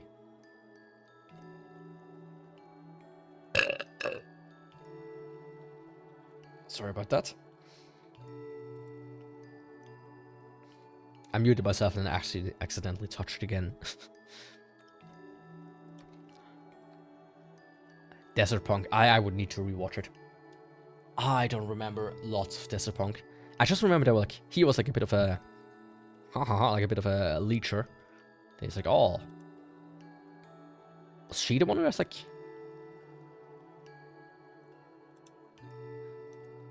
oh, it's her. She's like big tits, and he's like the entire time, oh, ha, yes. I have to rewatch it, but I remember like back in the day, it was one of these shows that people recommended because it has cool moments, right? I think it has cool moments. Let's see, this one went to, wait a second. This one went 23 years. Okay.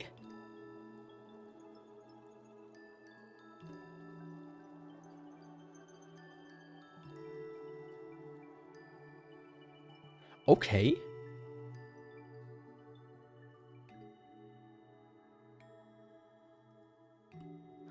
I have to read that. Huh. There's fucking... Of course, they might have gone on like hiatus and only released one chapter per year afterwards.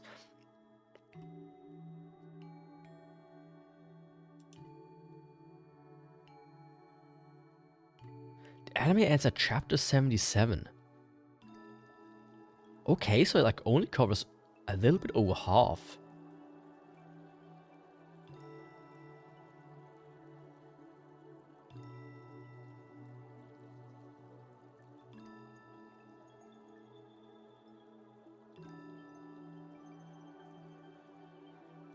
Okay, that is very interesting, actually.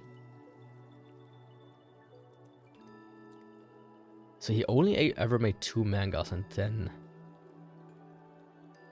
that's it. Interesting. I have to read that. Huh. So yeah, that's a punk. Honorable mention, I would say. Honorable mention. Devil May Cry.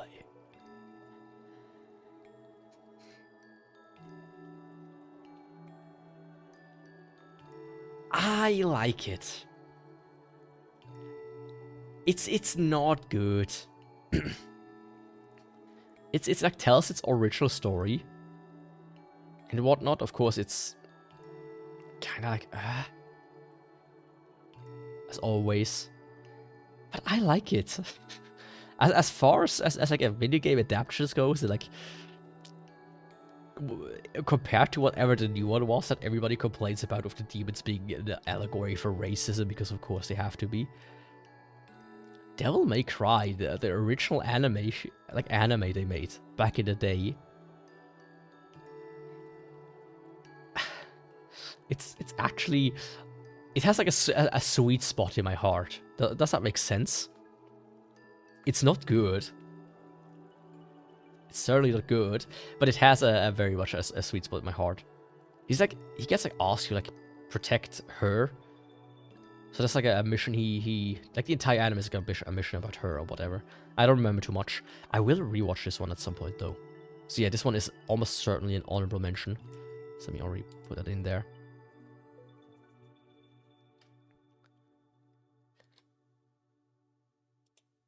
Yeah, this one also honorable mention for now. Dungeon Meshi. Of course, I will filter this out, and afterwards, I only keep one. I don't want to have too many honorable mentions, but just a few. Dungeon Meshi, that was top 25. Devil May Cry. Devilman Cry, baby. I always by accident call it Devil May Cry. I mean, Devilman is just overall a very influential manga.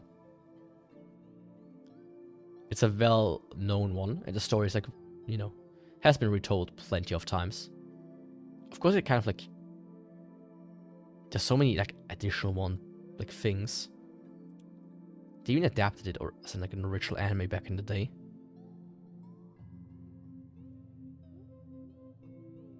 Maybe I have to watch it at some point. Yeah, anyways. It's just kind of like a modern adaptation, and it has an interesting soundtrack, and yeah. Of course, normies really liked it. That's always a big part of it. So it's good, but it's good. It's not the top 25. It's not even honorable mention. It's just kind of one of these things that are alright and that get popular, and you're like, oh yeah, you know, I can see it. But it really isn't more than that. It's a very specific, like, weird animation style.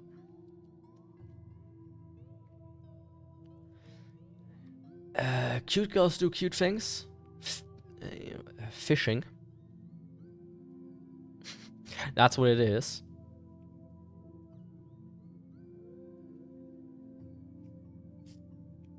That's what it is all about.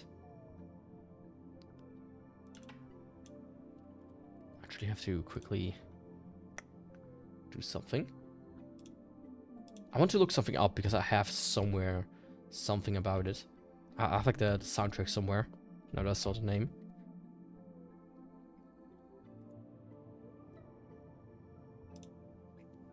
There we go.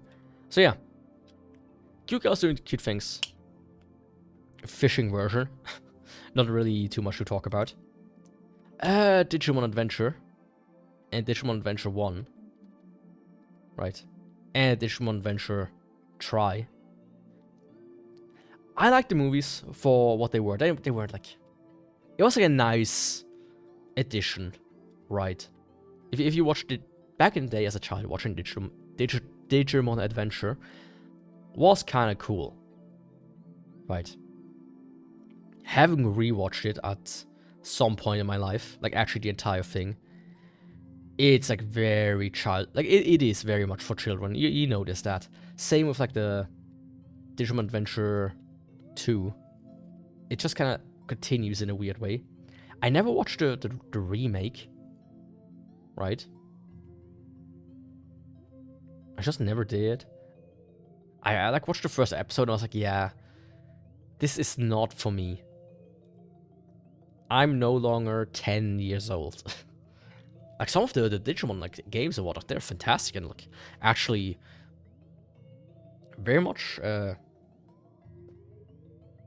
you know, for an older audience, right? Which is like interesting how big of a span Digimon covers, funny enough.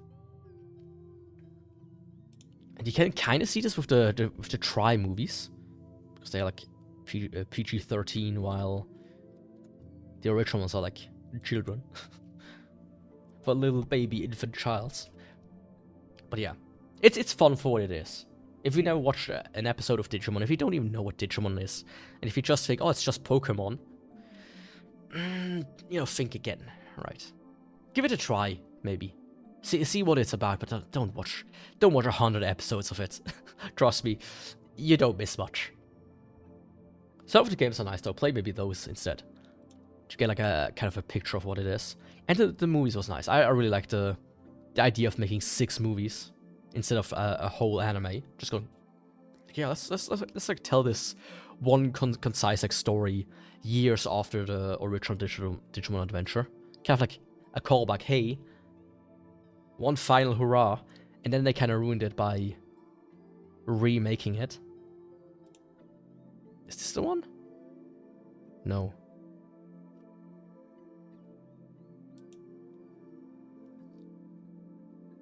Ah, that's the last one.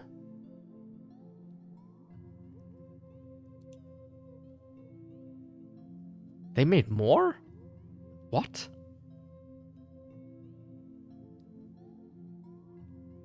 I never heard of those.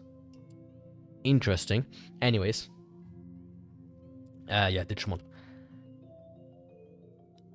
Do it yourself. It's a very fun anime. I would say honorable mention. It's fun. It's interestingly animated. It's not so generic like most of the ones that came out. So it's fun for that. And the characters are pretty fun. I mean, look at her. Look at her. Look at her. She's a cutie. In the sense that, you know, like a kitten, not like a. You know what I mean. Check it out if you're like interested in just, you know, cute girls doing woodworking. That's what this one is about. So yeah. I talked about this back in the manga one. I couldn't watch the second season. I just cannot watch the second season having read the manga. They fucking come to a conclusion, seemingly like halfway through. They're like, oh yeah, we kind of love each other, and let's just get onto it and finish this off. And they just move in circles and circles and circles and circles, and it never fucking ends. And by the end, you're like, oh, finally. Why did you take so long to get to this conclusion? Fucking hell. You always knew they end up together. Why did you need to do this bullshit? It was like fun. It's a nice concept at the beginning. But it gets kind of stale. It was like nice when it was like airing and whatnot. Being like part of the community, seeing like all the screenshots pop up and whatnot. But afterwards it was kind of like, especially after reading the manga, I'm like, I don't want to watch it anymore. It has like such a sour connotation. Also like knowing what the mangaka, drew before this is kind of hilarious. Why is it on 0? Come on. There we go. Let's pump this one down a little bit. I mean, he drew like doujinshis with human X animals. For those that don't know, that's like one thing that this guy was like known for. 774.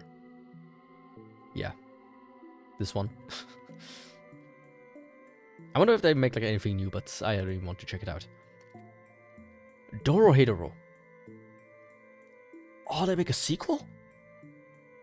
Okay, cool. The anime is like very bad, in the sense that it's like weirdly CGI. But man, the manga is fantastic. I put it, I think, in my top 25, or at least honorable mentions. If you don't mind reading, check out the manga. If you just want to get a feel for what it's about, check out the anime. Also, it's like very cool how many, like, look at this, ending. They have 6 endings. Pretty much every 2 episodes you have another ending. Some of these are really good as well. But yeah, it's good. It's good. But I wouldn't put it in top 25 honorable mentions. Dororo. It's kind of like... how to say? It's a remake of like a very, very, very old manga that got like an adaptation back then. So you have like Dororo. Yo, Masbella, welcome. So like 1967, and then it got adapted back in the day in black and white. That's how old it is, by the way. It got adapted in 1969. And then they made a remake in 2019. It's a very good show. And there's like a video game about it that people also always talk about a little bit. It's like, one of the hardest PS2 games is about this dude, Dororo and the road to the 51 demons or whatnot. If I remember correctly, in the manga, it's like more than 12 demons. It's actually more. Yeah, 48 demons. And in the remake here, it's just 12. they cut it short a little bit. But it's good. It's good. I can recommend it. Top 25 is maybe the cost, probably not. But I'll see. I'm doing good. Started a bit late today, as always, on Tuesdays. Came home from work, was kind of just like, ugh. Let me lay down, and certainly this time around I will not fall asleep. I fell asleep, as always. Yeah. But yeah, Dororo pretty good. I think I remember one of the reasons why it got a little bit buried at the time was because it was a Netflix exclusive. I might misremember though. But it's good. It's good. It's a really good one. Dr. Stone. It's one of these rare instances where what about you, by the way? Where I read the manga.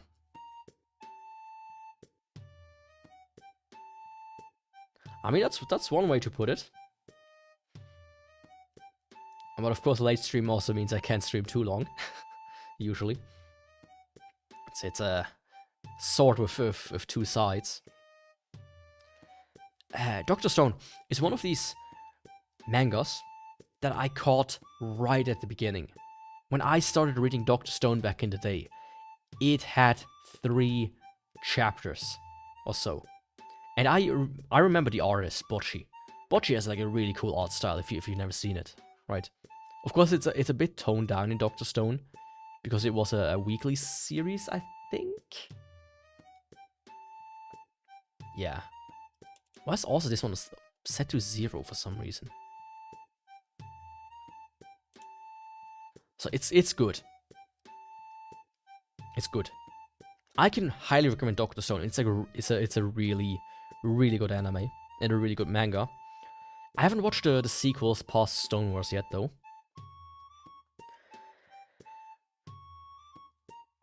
But it has kind of like the similar effect as Attack on Titan and Demon Slayer.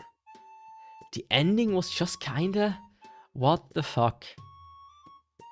Why? Tired but feeling good. That's good to hear. At least you're feeling good. You know what I mean? Like, it's... I don't want to spoil too much, but it's like... Why can these people never make good endings? Do they have like an aversion to creating good stuff?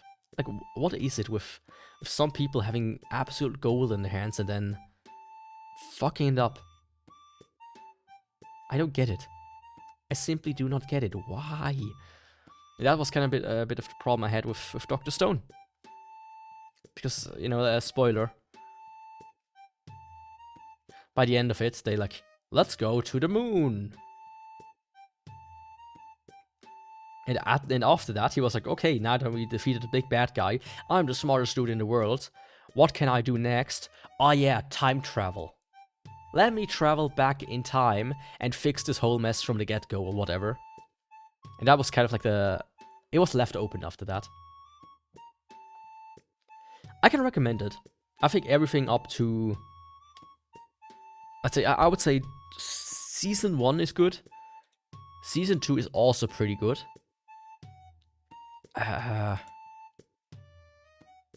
This guy is pretty fun at times. I would say New World is pretty good.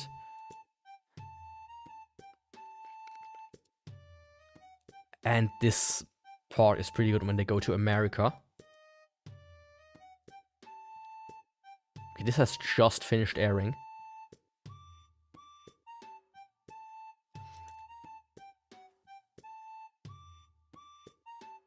But I think Science View, that's where I can stop, where I would probably stop. Yeah.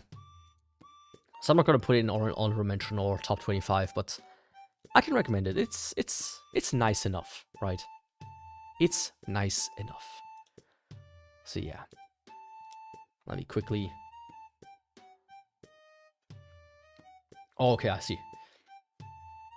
I can recommend checking out. But it's just the ending does leave a bit of a sour note, a little bit at least, I would say.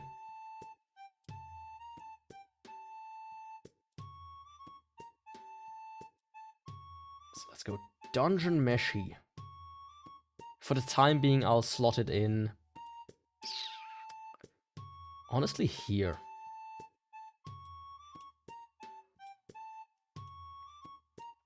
This might be a bit weird to some, but I feel like Dungeon Meshi was pretty fucking fantastic. I have the box set here of the manga. Yeah, Dungeon Meshi was pretty fucking good. And I can't wait for Season 2. I think it's one of the most peak anime in a long time. I mean, there's a lot of good stuff coming out these days, I would say. When people say, you know, Golden Age is over, they're just kind of mental. And this one is Dorororo.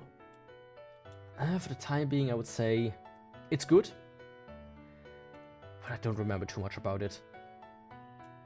I'll put it like here for the time being. Chainsaw Man fan. I'm not necessarily a Chainsaw Man fan. I just think animation-wise, it's very insane, right? It's a really good-looking anime, and the story itself is kinda good. I'm not sure if I will keep it this high though, personally. And I haven't read past the movie, or too far past the movie. I still haven't finished part 1, is what I'm trying to say. I will do that at some point and then report back, maybe. If I actually like it that much. Or if my opinion on it changes. I know some people say the second part is kinda with the new characters, where Denji is just kind of playing a bit of a side role. I'll see. I'll see about that. Anyways, that was this. Let's go to 200.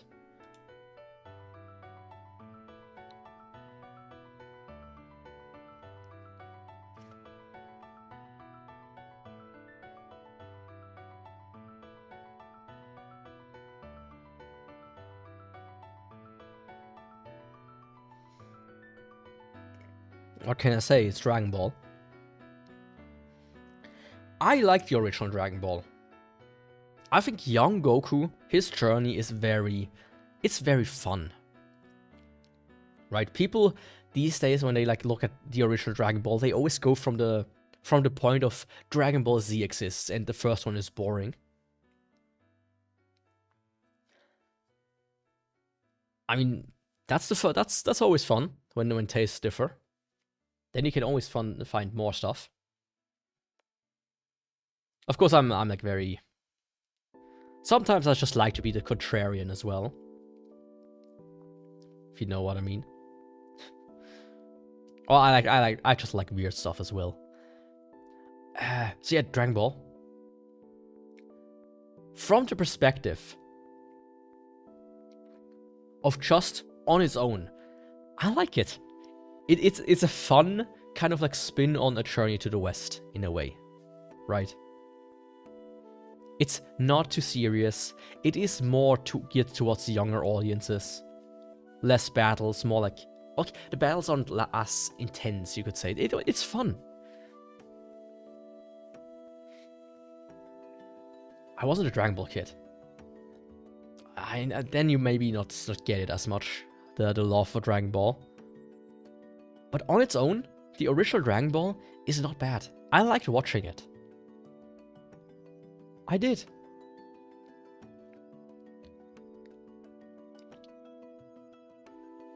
But I cannot put it in my top 25. But when people say they don't like the original one, it's usually because they watched Z first. Or they have just more... They always compare it to Dragon Ball Z. And it's you have to almost separate them a little bit. Right? Speaking of, well, let's first go to Z. Dragon. The best opening. The best Dragon Ball opening is the German one.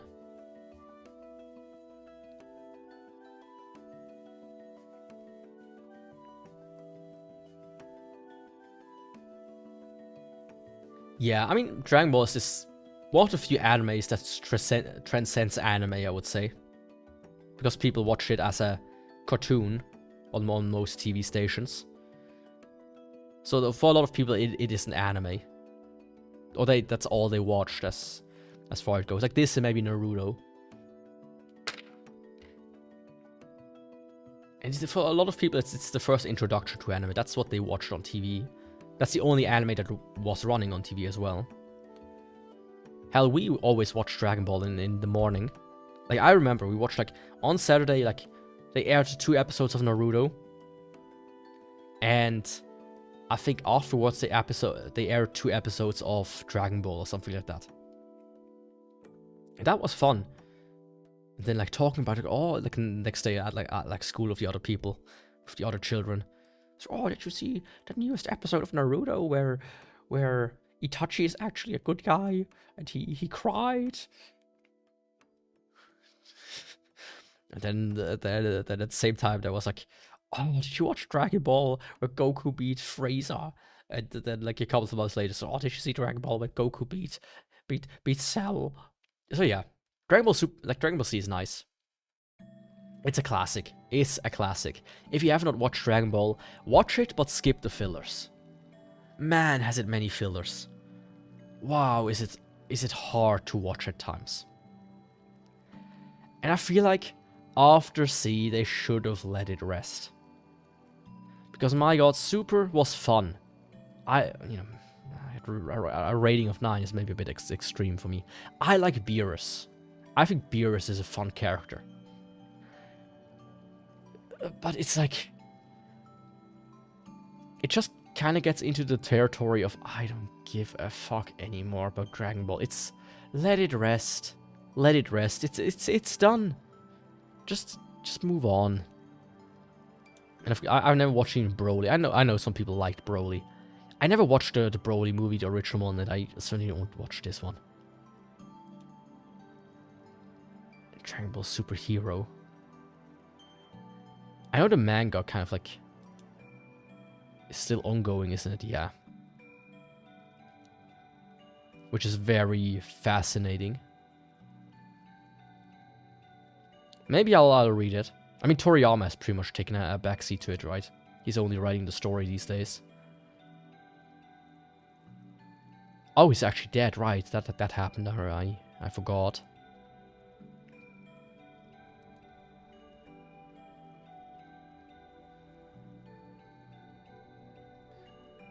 I've never seen Beerus written like that. But you know, one of the reasons I like Beerus, it's Beerus. Can you see him?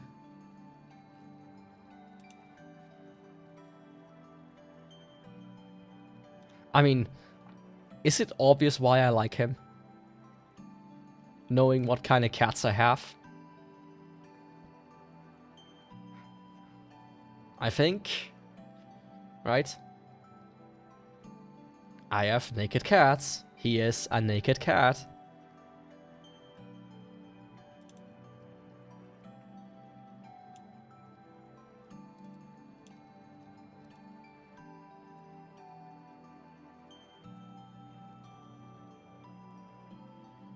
Let's see.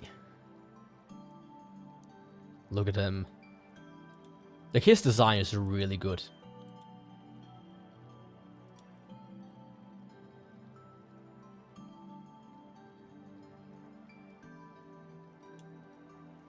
But yeah, I've never even watched like past Super. Yeah, it's just kind of like, it's, oh, let it rest, let it rest, let it rest.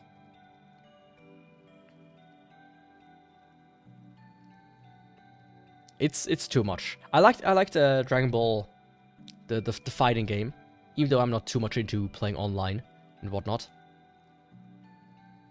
But all of this shit is just kind of.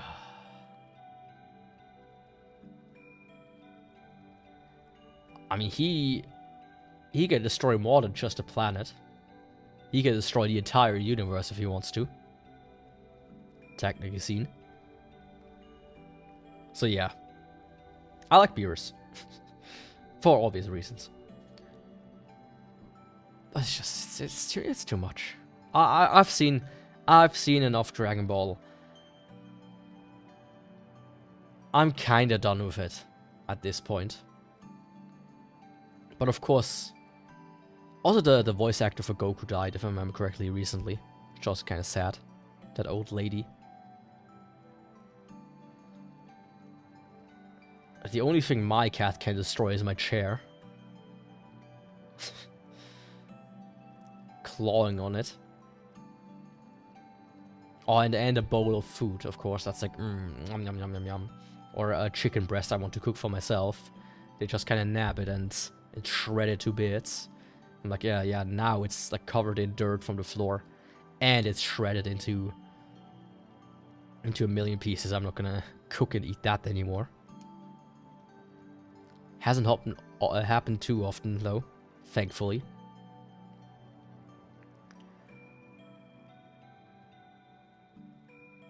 What's this? Dragon Pilot. He's on he's in a Tumasotan.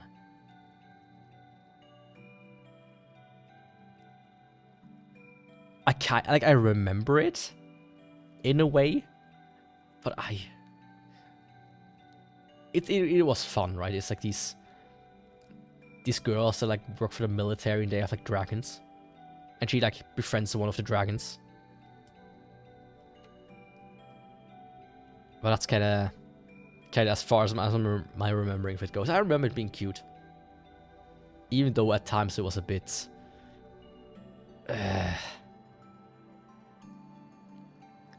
At the time when it was airing, I think like it was a bit hyped, right? So which is why it's like very popular here, at rank 500. But as far as like in retrospective, it's not even worth really mentioning too much. Drifters. Drifters is interesting. because I read the manga. I started reading the manga.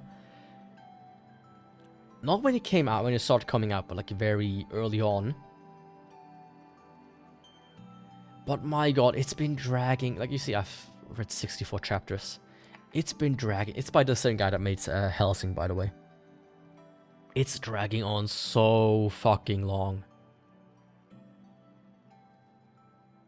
Like I read up till 64, like in 2016 or so, and we are now at like chapter 80 something. It was on hiatus for the longest time as well.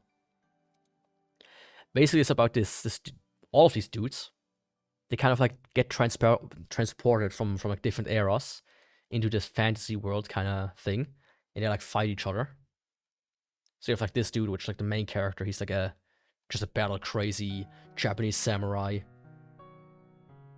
Then you have like Oda Nobunaga, of course, classic.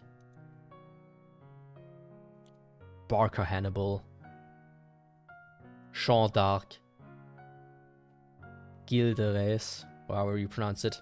You have like all of these stories. It's kind of like Fate in that sense, where it's all of these like people from history, and they kind of like have two sides and they fight each other. It's fun. It's fun. And they kind of like went to the dwarves and like, hey, make guns, and they make guns and they become like super good at it. Because in a fantasy world, always like that's like the big thing about fantasy worlds. As soon as a character comes from another time world, yeah, from another world, like, hey, just make guns. If you make guns, you can win against magic. You can win against just tough foes. You can just fucking steamroll everything. Just make guns. Almost every like isekai, every like fantasy anime would be immediately shifted into a different direction if they go and make guns. And they make it here. They do. It's fun for that. It's, you know. But it's like, I just cannot see it ending at any point in time. That's the reason why I can't even recommend. Like, you will get into it, you think like, oh, let's go, let's have more of it. And then like, what do you mean? There's like 20 chapters in the last, like 10 years or so. When's the last chapter came out? Well, according to this, maybe like a year. Like about close to 2 years ago soon. Huh? When will it end? Well, never, probably. Right. So for that, I cannot recommend Drifters. Depending on what kind of magic is in the world. I mean, yeah, sure. But when you're a magician and you've never seen a gun before, you don't think, hey, let me put up a shield or whatever. It's just kind of like you get shot and die before you can even do anything. That's how it usually works.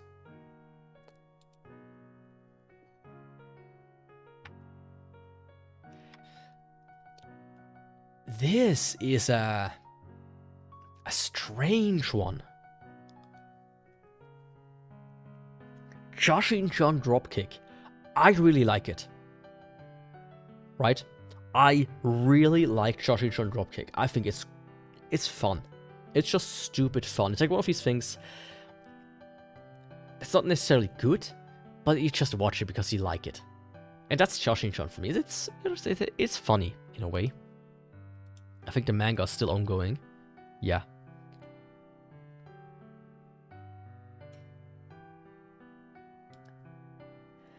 And it's like very interesting. Like, you know, some animes, they struggle to put out even just one episode, one season, a full one.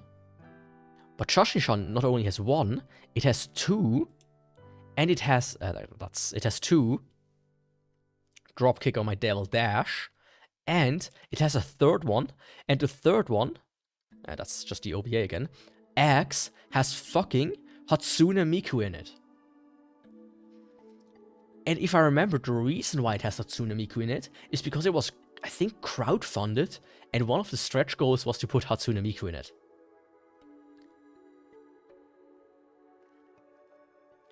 It just keeps on going, and I can see like the people who like it, they like it, right? And I can see this getting a full adaptation I can see it getting a season 4, a season 5, a season 6, a season 7. Which, even some of the best animes out there, oh no, the best, some of the better ones, the more well-knowns, don't get as much love as Shoshin-chan does. They can't even make 1 season. Well, this one gets 3, and I can see a 4th one happening at some point as well. Right? I like it. It's fun. It's about, by the way, it's like a... You have like this character here. It's Renee. She's like a goth. Lolita goth, or whatever. And she summons a demon. And demon she summons is Shoshin-chan, which is like a Lamia. A blonde one, who only wears nothing. And then it's like, okay, you're bound to this world, and to get back you have to kill the one who summoned you. Or she has to release you. And she just kind of fucks her up the entire time. She just cuts her into pieces, and they eat her, and then she like regenerates over time and whatnot. And she's like a bad person, right? She's like a gambling addict and everything. And then her demon friends like come to the world and just kind of like chill around. It's funny. It's funny. I can recommend it. It's gotta be at least an honorable mention. Now, do ra ra ra. Ra ra ra ra ra ra. Ra ra ra ra ra ra.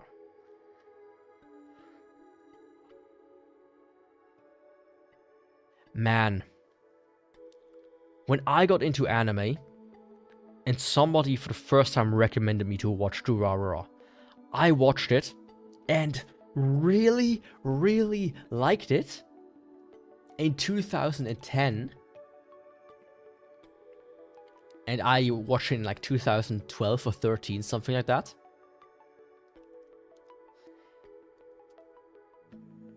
And that was it. It's a light novel, so it's like super fucking long. Wait, which one is the secret direct on the show? Oops. And show came out in 2015. So when I watched it, there was no announcement of a sequel, and it's pretty much, yeah, you got what you got, and it's kind of left open. It was still good. It's about like these guys, they all gather like in the city, and you have like the different like factions that fight with each other. And you have like what do you say? You have like a mysterious, like a weird entities, like a Dullahan that kind of like rides around. It's really good. It's a really interesting story and a good watch. I really cannot describe it. Just watch it. And the thing is, it's these days with Durarara Show. Oops, let me not zoom it in. Show, and then after Show came 10, and after 10 came Ketsu. They actually, as far as I remember, fully adapted it.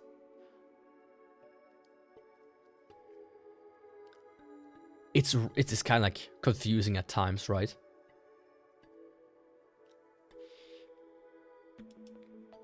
It's like a very confusing way, but it's really, really good. Honestly, I can highly recommend it. I think Durarara is not necessarily going to be a top 25 contender. Like, I'm going to keep it for now and we'll put it on the list.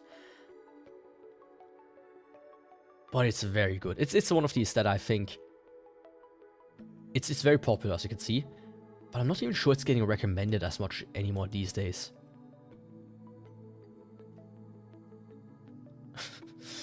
I mean, that's the modern anime fan, I would say. Isekai is good, though. Isekai is very good.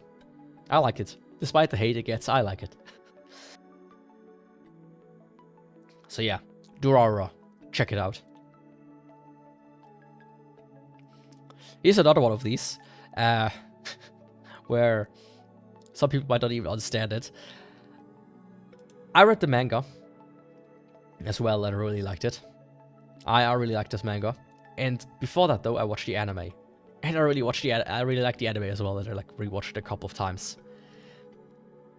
Tasugara Otome X Amnesia, or Duskmane of Amnesia. It's basically like this guy is like at school, and he can like see a ghost. And then he falls in love with the ghost. It's really good. I really like it. And the fucking, the opening and endings are so fantastic. Oh, at least there's like the one theme. Like choir trail is fantastic. Holy shit. Oh, I love this opening. And there's this one theme, I don't remember what it was called. I think Requiem is the track called. It's so good. It's so good. Ah, it has potential actually to be my top 25. Shit. Well, once again, I think it's already my top 25, top 15 manga. Yeah. Dusk Main of Amnesia. I just check it out. It's fun. It's so fun.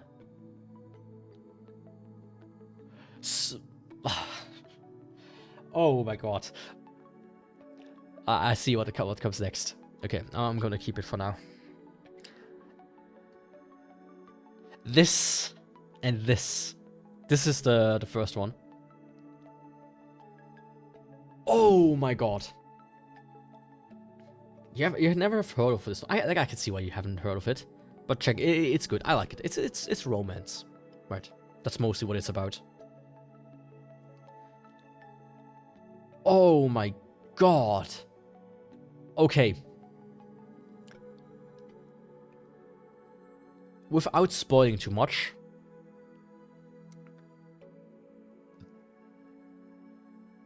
EF is very much not fun. By the end of it, you're like, oh, fuck, no, why? Why? Oh, fucking damn it, why? Why? Haven't they suffered enough? Why? Oh, EF. I fucking love EF, A Tales of Memories and Tales of Melodies. It's kind of like Melodies, it covers like 2-3 characters. And like their struggles in like romance and love life. And whatnot. Like you have like her and the first guy, they're like a dropout. Then you have I think it was her. She only has like a memory of one day. And it's just like these love stories. Alright. And then you have the second season that covers mostly a character that only appears as a ghost in the first one. And when you learn of her story and how it ends up, one of the very few times I actively hated a character. Not her, but the villain of the story, you could say. I was furious. I was like, oh god, fucking damn it, I hate this guy so much. Can somebody just decapitate him right in front of me, please? Oh my fucking god, I got so mad.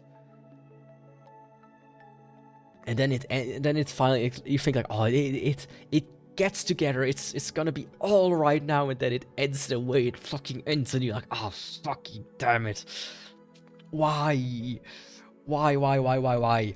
The openings and endings of both, and the soundtracks, and oh, it's fantastic. These two together are, I would count as a 1, because of that. The Tale of Melodies also like covers a few of the other stories. Like Kuse Shuichi's. He's like a pianist, but he's like diagnosed with a deadly illness. So he doesn't want to get involved with most humans, but then one of the girls falls like in love with him, and she kind of like saves him from depression or whatnot. It's good. But yeah. Holy fuck. EF. It's so good. It's so good. Absolutely.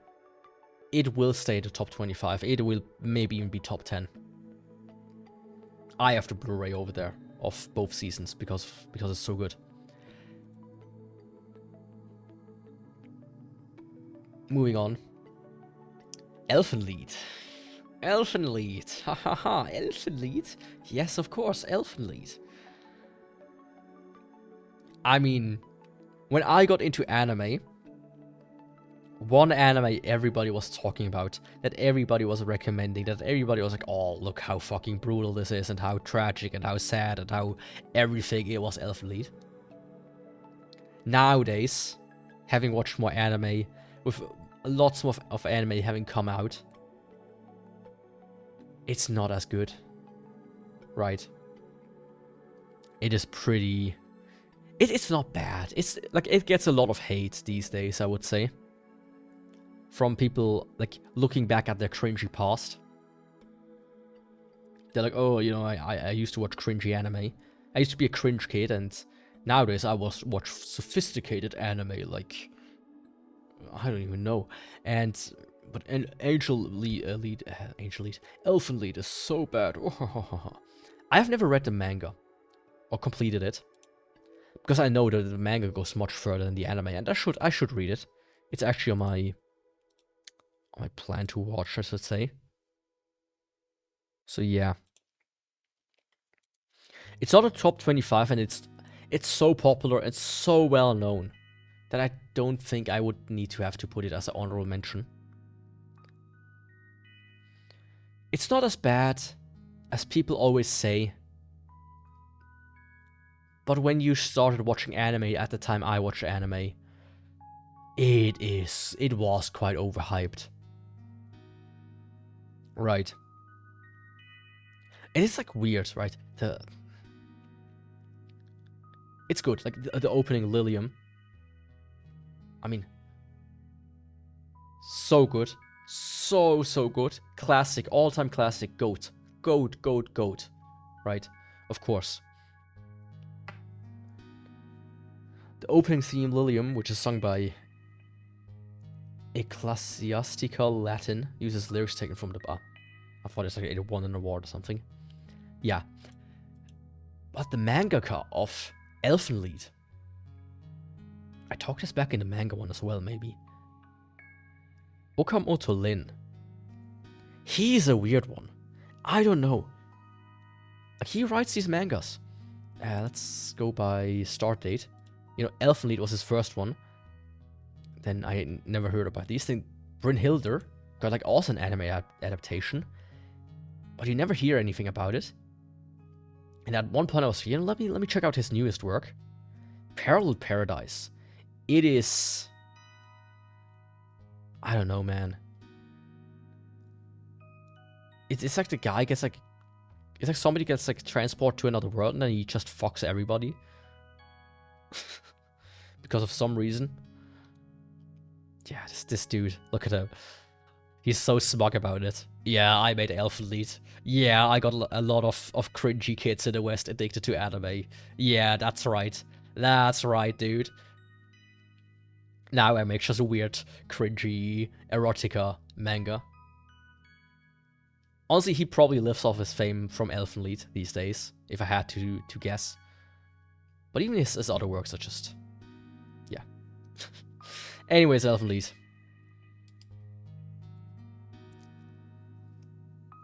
Mikakunin de Shinkoke is one of these strangely well animated. Or has like an interesting, almost like... You can like see the characters have like a shine to it. It's a fun one. It's like about this girl. And then kind of like these, like her sister. And then like this boy and her sister like move in with them as like... You only seen clips of this one. I mean, it's probably the you don't need to see much of it. It's story-wise, it's kind of like, it's very generic. They kind of like move in with them. And then she, like as a kid, saved them. And they're like wolf people, right? They're actually all wolves. You know, Rusty Cage once famously said, white girls fuck dogs. But to some degree, that also applies to Japanese people. Yeah. Which is not the only anime that is about dog people. Who had sex with a woman. And then made children, right? Strangely enough. I mean, it's not gonna happen now, but there's also wolf's children, which... Not children. Children. Right. Well, she's like a human, and she had like sex with a werewolf or whatnot, and this gives like these... Then she gave birth to children. Which are like also werewolf. And it's kind of like the same thing. Like she helped them as... quote unquote the same thing. She like helped the injured guy at... When he was like a child as a werewolf. Transformed to one. And then he's like, oh yeah, I'm gonna marry her or whatever. I never finished it. I only I watched the anime. It's fun. It's alright, but it's worth much. It's good. Like it's not bad. If you have time and you want to watch something cute, sure. But it's also like a fantastical one. Erased. My God, was Erased popular, but nobody talks about it anymore because of how badly it ended. It was just kind of like, nobody cares about it anymore. I think in this day and age, when you go, what's your top 25 anime? I don't think most people would name Erased as it, even though of how popular it is. It's like about a guy and he's like an adult, and then he has like, what was it? He sometimes, like every so often, like gets sent back in time to when he was a child, and one of these characters that's her, like she gets killed, if I remember correctly. Yeah, first victim of a serial killer, kidnapper, and he kind of like tries to save her, and that's what it's about. And it just ends kind of bad, from what I remember. Especially it ends worse than the manga, but even the manga doesn't end that well.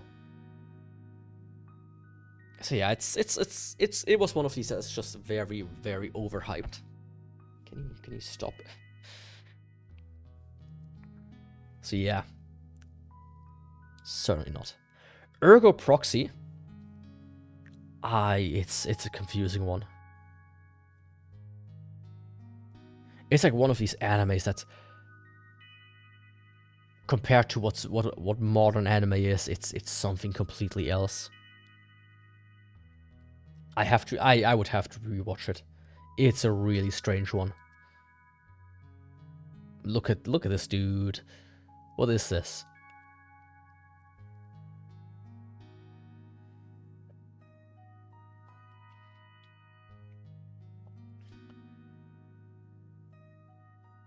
Yeah, I really don't remember much.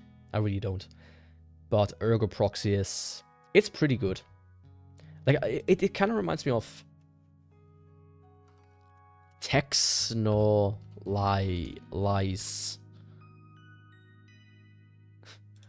I haven't watched this one yet.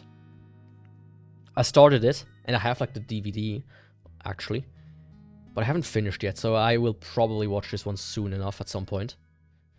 It's like in the same ballpark, like animation style-wise. It has like the same weird grunginess. But this style of animation will never come back.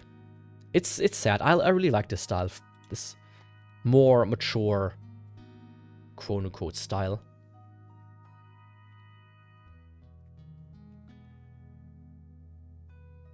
What's your top 25? Redo of Healer #1, of course. I mean, you say that, but isn't there... Oh, what was his name? Was it Nick Ricada? Or Gamer? Who actually has Redo of Healer as one of their favorite anime? Like, so one of these, like, weird, creepy people that are, like, in the... somewhat connected into the anime sphere. Right? Yeah. Ergo Proxy. I'm gonna keep it for now as HM, honorable mention. I will talk about this one last. Speaking of Isekai slop, Failure Frame, I became the strongest and annihilated everything with low-level spells, is pretty fun. It is extremely heavy on the CGI, to the point where it's really... it's not that good. Like, it's too much. But the story itself is actually kind of fun. And the design of some of the monsters and whatnot it's pretty cool. Like, he gets like he and all of his classmates gets like transported to the world, and he has... yeah, he has he gets the power to inflict status ailments. And then the god is like, ha ha ha ha ha, this is such a Such a good, such a bad spell. You're so fucking useless compared to all the other heroes. I will banish you to the land of demons. As a, you know, I won't just kill you. I will just banish you to somewhere. And he fucking survives because it's actually really fucking good. Like, he can afflict sleep and poison, and he just becomes like super overleveled because he's like imagine I play a random RPG and you get transported to a high level area and you can inflict poison, which just deals damage regardless and it kills an enemy. You immediately level up to like level 200.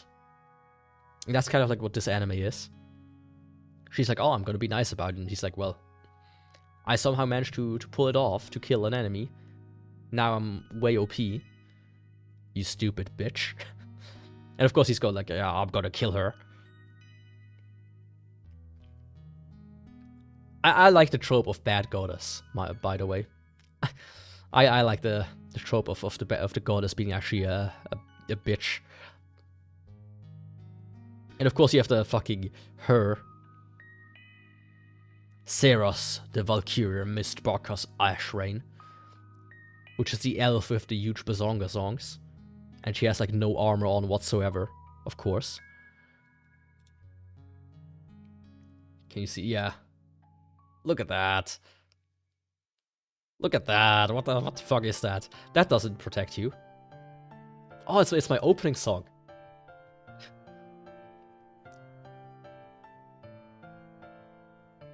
Oh, I'll get to that one at some point.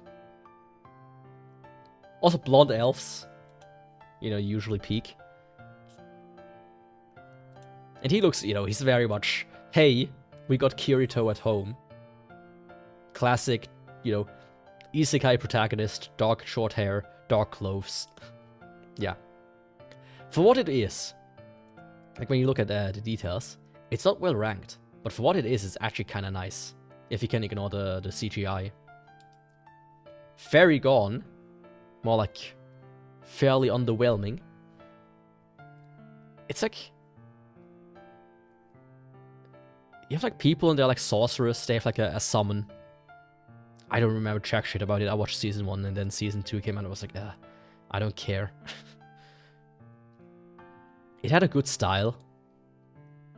Animation wise, right? But the story just never really interested me. After whatever. Fate Apocrypha. It's just a Fate anime. That's kinda... you know. It's good, it's fun. I liked it. The opening is pretty good. Both.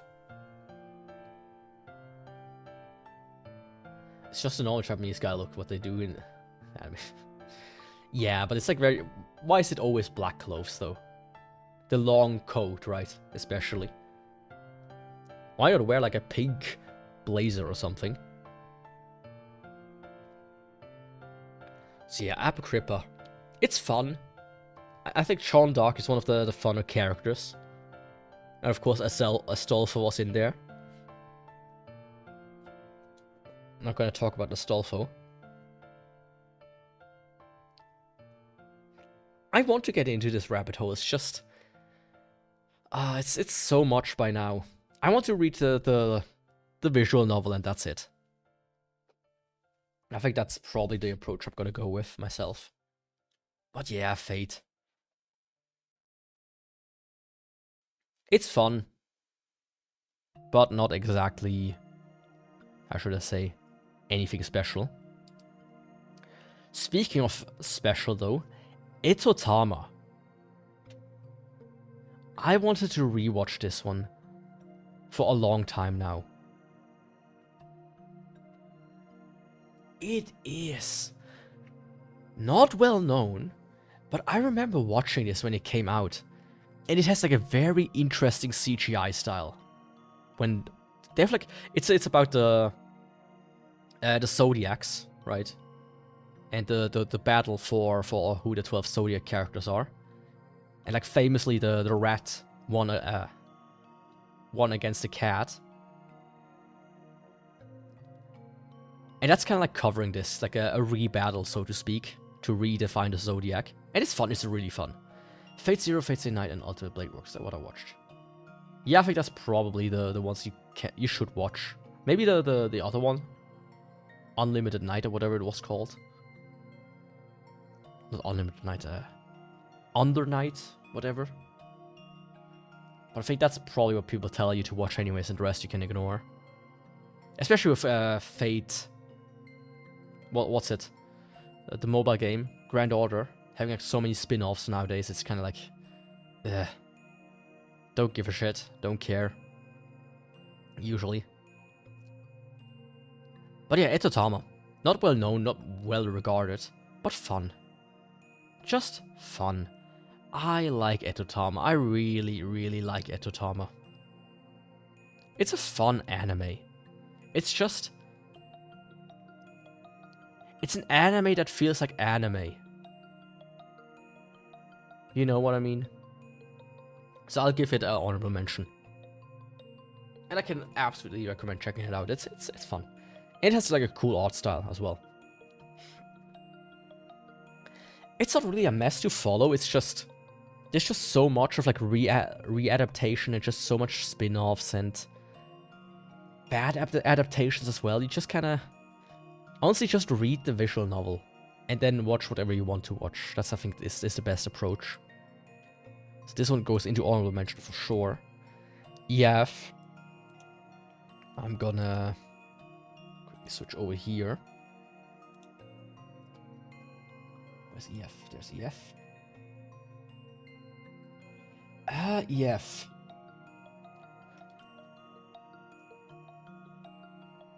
For the time being, really. That's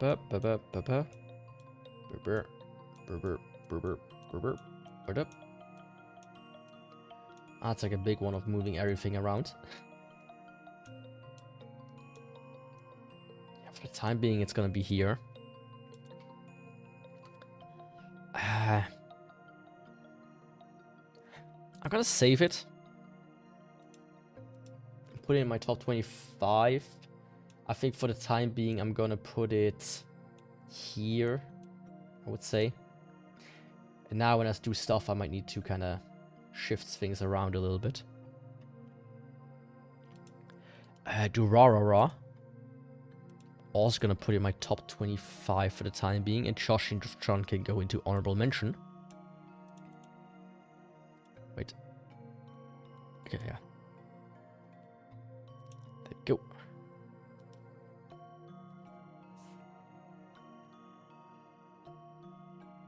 Didn't I just download one?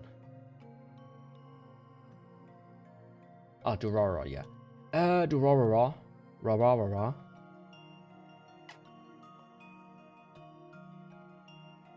I'm gonna put like here. So this like, oops. This goes like up here. This goes like, this one goes like down here. This one goes like down here. This one goes like here. Just, come on, move over a little bit. Move like the chat above everything.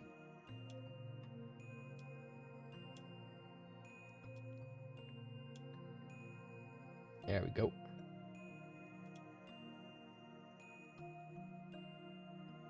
I can see that, yeah. It's well animated.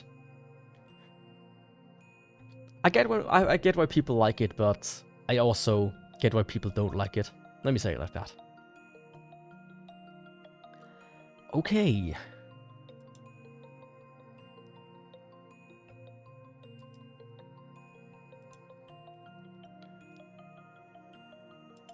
I think this is the last ones, but it's a bigger one, so I'm gonna try to go through with this really quick.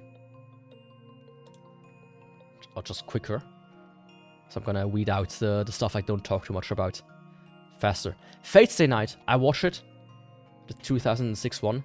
I don't remember jack shit about it. It's like deleted from my brain. I don't even remember watching this one. Like, I know I watched it, but I don't remember anything about it. But yeah, speaking of Fate. Anything on my list, okay. I mean, I'll get to that soon and tell you. You have to watch some of them at least. So yeah, Fate Stay Night. It's a weird adaptation. I don't remember anything about it. Moving on. Fire Force. I've read the manga. I've read the manga and finished it. Oh my god, am I hyped to watch Fire Force to the end. I hope they fully adapt it. Oh my fucking god. Let me... I've watched both seasons, and Season 3 already aired,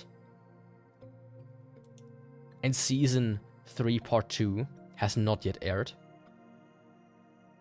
Yeah.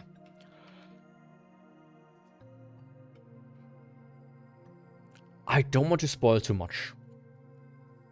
But man, the ending, the way it ties into another work of the author is so fantastic. I find it became a bit weird at one point.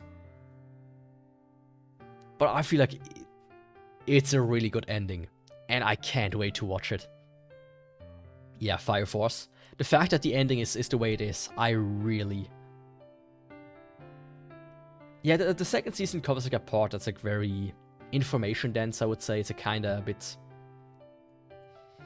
It's like when you play Dark Souls, and then you sit down and start to listen to lore videos. That's like Season 2. It's a bit too much. It could have been spread out a little bit more, but trust me, the ending is really good. The ending is really, really good. So if once they adapt that, you should check it out. So yeah, Fire Force, pretty good because of the ending, or knowing how the ending is gonna be. FLCL, Fooly Cooly. I don't remember jack shit about this.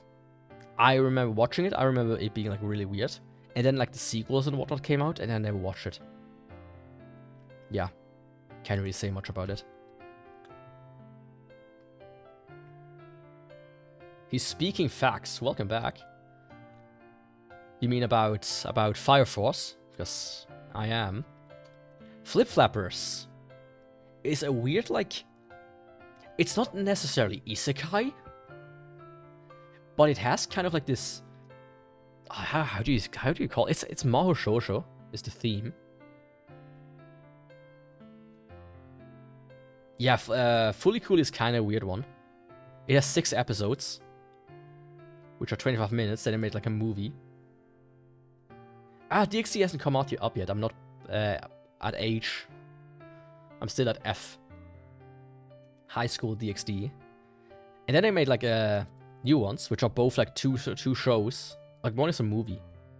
But I think they also got like released as episodes. Like 6 episodes each. It's kind of weird. Maybe I'll watch it, maybe not. Flip Flappers, it's like... It's a strange one. I don't even remember really. I remember when it came out, people were kind of liking it.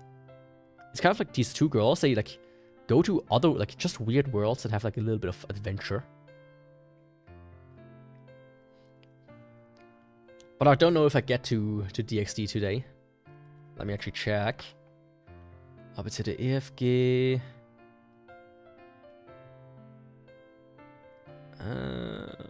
Maybe. Oh yeah. We'll get to it. So yeah, Flip Flappers, I don't fucking remember too much. It's alright from what I recall. Flying Witch, I really like Flying Witch. It's just kind of like this slice of life, just fun, just sticking around anime, right? It's wholesome. I also read the manga. I have like up till volume 10 or so. It's about this girl coming from God knows where. She like lives together now with relatives, and she's like a witch, so she can fly and do like a little bit of stuff. And she's like a witch in training, right? It's not like this like super over the top. It's just kind of like, oh yeah, I fly. in like the first episode or so. Oh, okay. The next one's gonna be next week. I'll do that until I have all 800. So they go like to a Home Depot or whatever, and she like tries out all the brooms. Right, she tries out all the brooms. She's like, oh yeah, this one is nice for flying. I'm buying this one. It's fun and wholesome. I can recommend it. Yeah. I mean, I've watched anime since 2010, right? And these days I watch like up to 5 episodes while walking in front of my TV. So yeah, it kind of balloons. There are times though why so far? What do you mean with why so far? And the big chat delay, that's YouTube. That's YouTube. For some reason, YouTube has up to 10 seconds of delay with their chat API. It's actually kind of strange.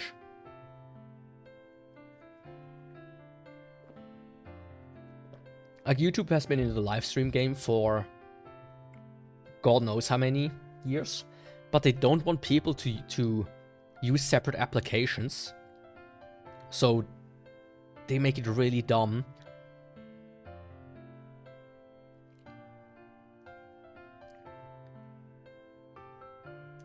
They make it really dumb to kind of read the chat with separate applications and whatnot.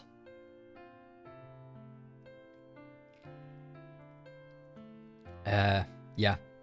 It's a YouTube thing. Despite having live streaming for years now, they still want to fuck it up themselves.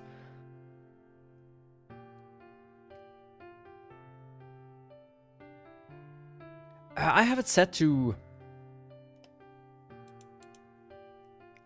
okay, it's set to normal latency today, I see. Usually I have low latency. But even then, it's sometimes a bit... It's worse than Twitch and Kick, certainly. Why so far?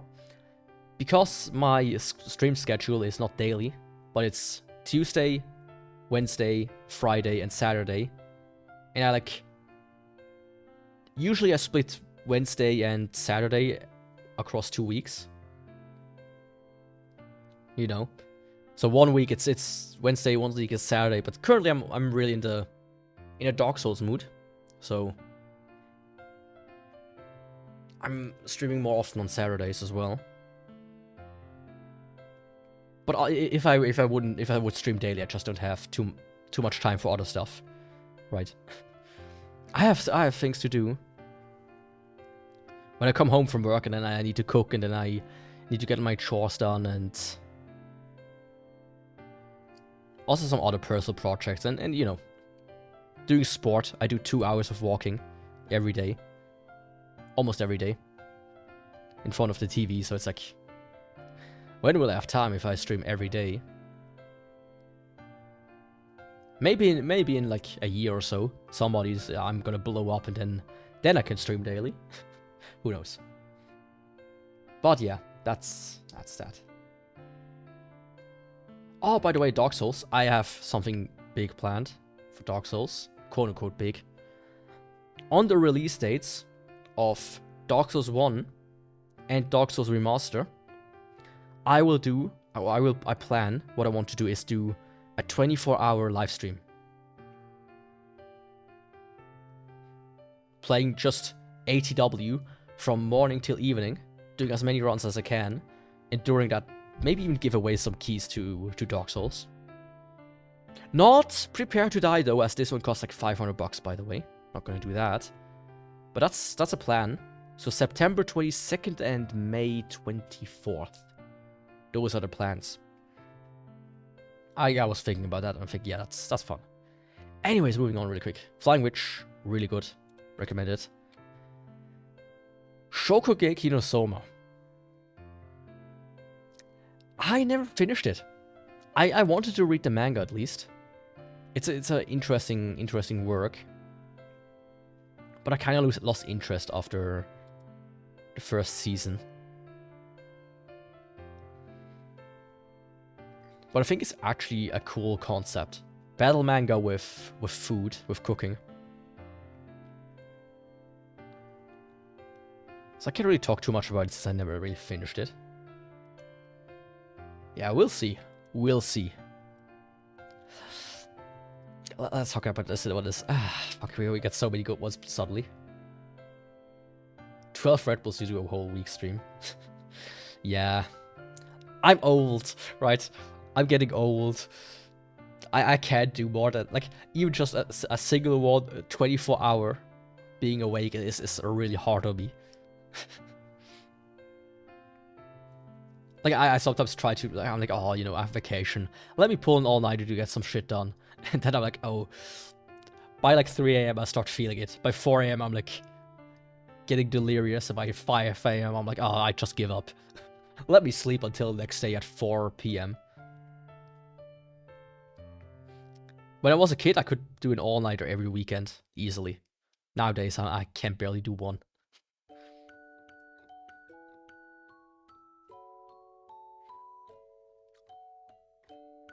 But yeah, 24 hours is gonna be 24 hours. That's maybe gonna be like 6 runs.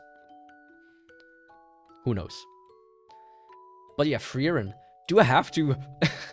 Do I even have to talk about Frieren? So you have Freeze, you have a Fern, you have Strength, you have Sky, you have how do you translate Übel?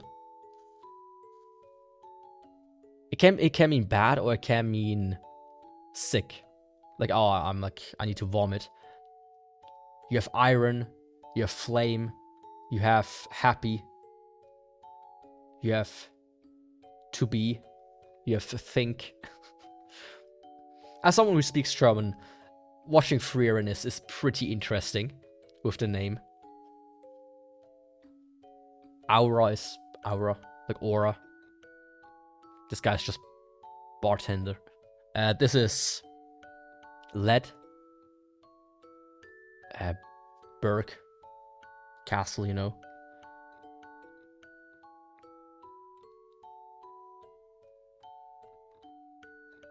This is Wire. This is like Steam. This is, well, Edel. It's like, I don't know how to translate Edel right now. This is Honor.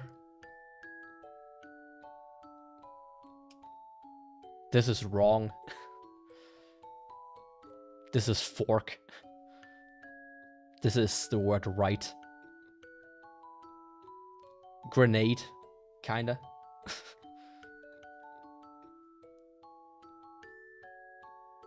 This is Kanne. It's like a can, like a watering can. This is Power. Land. Walking.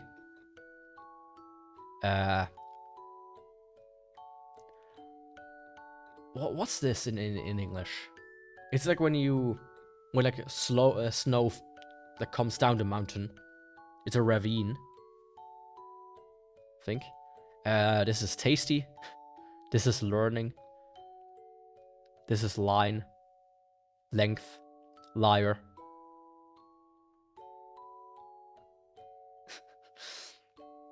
I try to have not too weird music.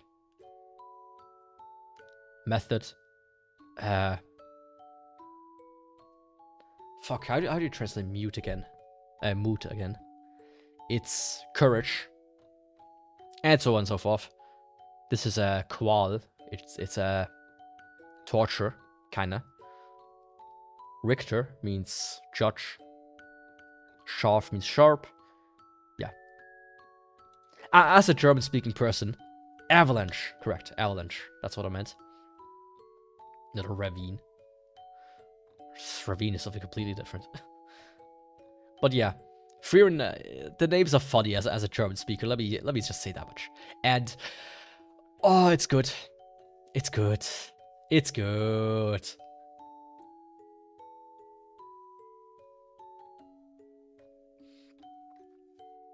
I can see why you don't necessarily like it.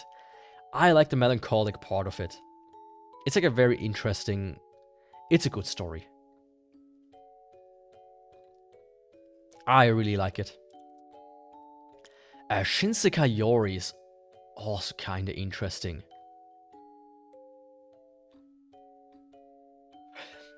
I can't spoil too much. But it's kind of like these children, they live like in these villages, and they have like this religion, and they are like being taught about it, and they slowly like grow up in this world, and then they meet like these mole people. Like Squealer here. And it just kind of goes from there, and you learn certain stuff, how this world works and whatnot. It's good. Oh, Shinsekai Yori is pretty good. Fuck. Yeah. It's kind of weird. Suddenly they become like horny teenagers. Within like, by like episode 4 or whatever. And they all kind of like pair up. But they become also kind of gay at points. Like 2 of them are kind of like, oh yeah. They all kind of fuck each other, almost. So it's weird in that sense, but yeah. Oh, Fruits Basket. Do I need to talk about Fruits Basket? Fruits Basket is so fucking good.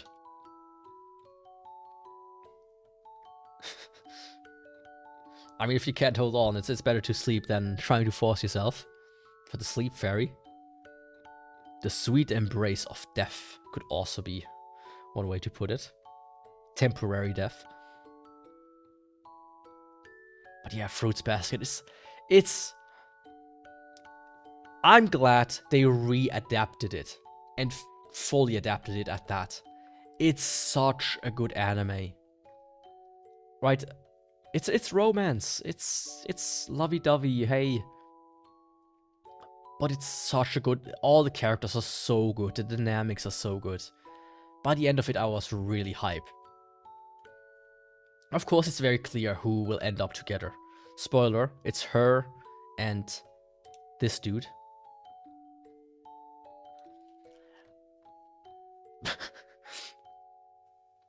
I mean, it's very clear who ends up together and whatnot. It's fantastic. If you want a good romance anime, just watch Fruits Basket. Do it. This one, not the original one. Do it. Full Dive, the ultimate next-gen full dive RPG, is even shittier than real life. Does my wake... Yeah. I've had people tell me that the way I speak is calming to them sometimes. Or that I tend to... Usually when I try to get something across, I sometimes start talking slower and more concise. And some people have told me they find this calming in a way. I don't know exactly how to translate it. But yeah. Full Dive. You have like this dude. And he goes like, hey, let me buy like this VR like RPG game. MMO. Like, oh, no. You have like this big titty game store clerk. And she's like, hey, why don't you try out this anime? And then she like meets him in the anime as like this fairy, which also has big tits. And it's just kind of... It's like funny at the beginning. He accidentally like kills like her brother or something. And then the NPC gets mad at him. And she's like out for revenge or some bullshit. And he just tries to kind of get through it because it's like, it's not necessarily, hey, if you die in the game, you die in real life. But it's like, hey, if you die in the game, your console fucking explodes. And these VR consoles are really fucking expensive. So you sure as hell do not want this to happen. So he's kind of stuck having to try to finish it. I did never got to it, but there's like one character who did actually finish the game. Yeah. It's interesting, but it's... probably not. I'm not good at reading.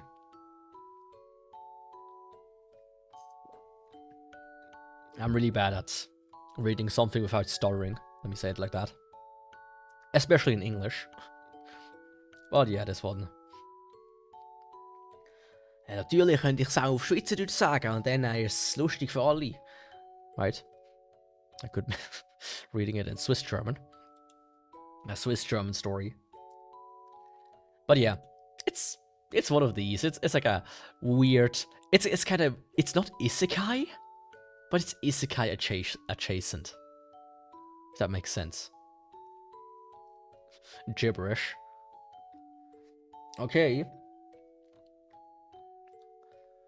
By the end of next month, I will have my audiobook on my channel.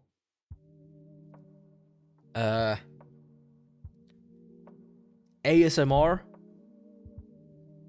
reading Mein Kampf in German.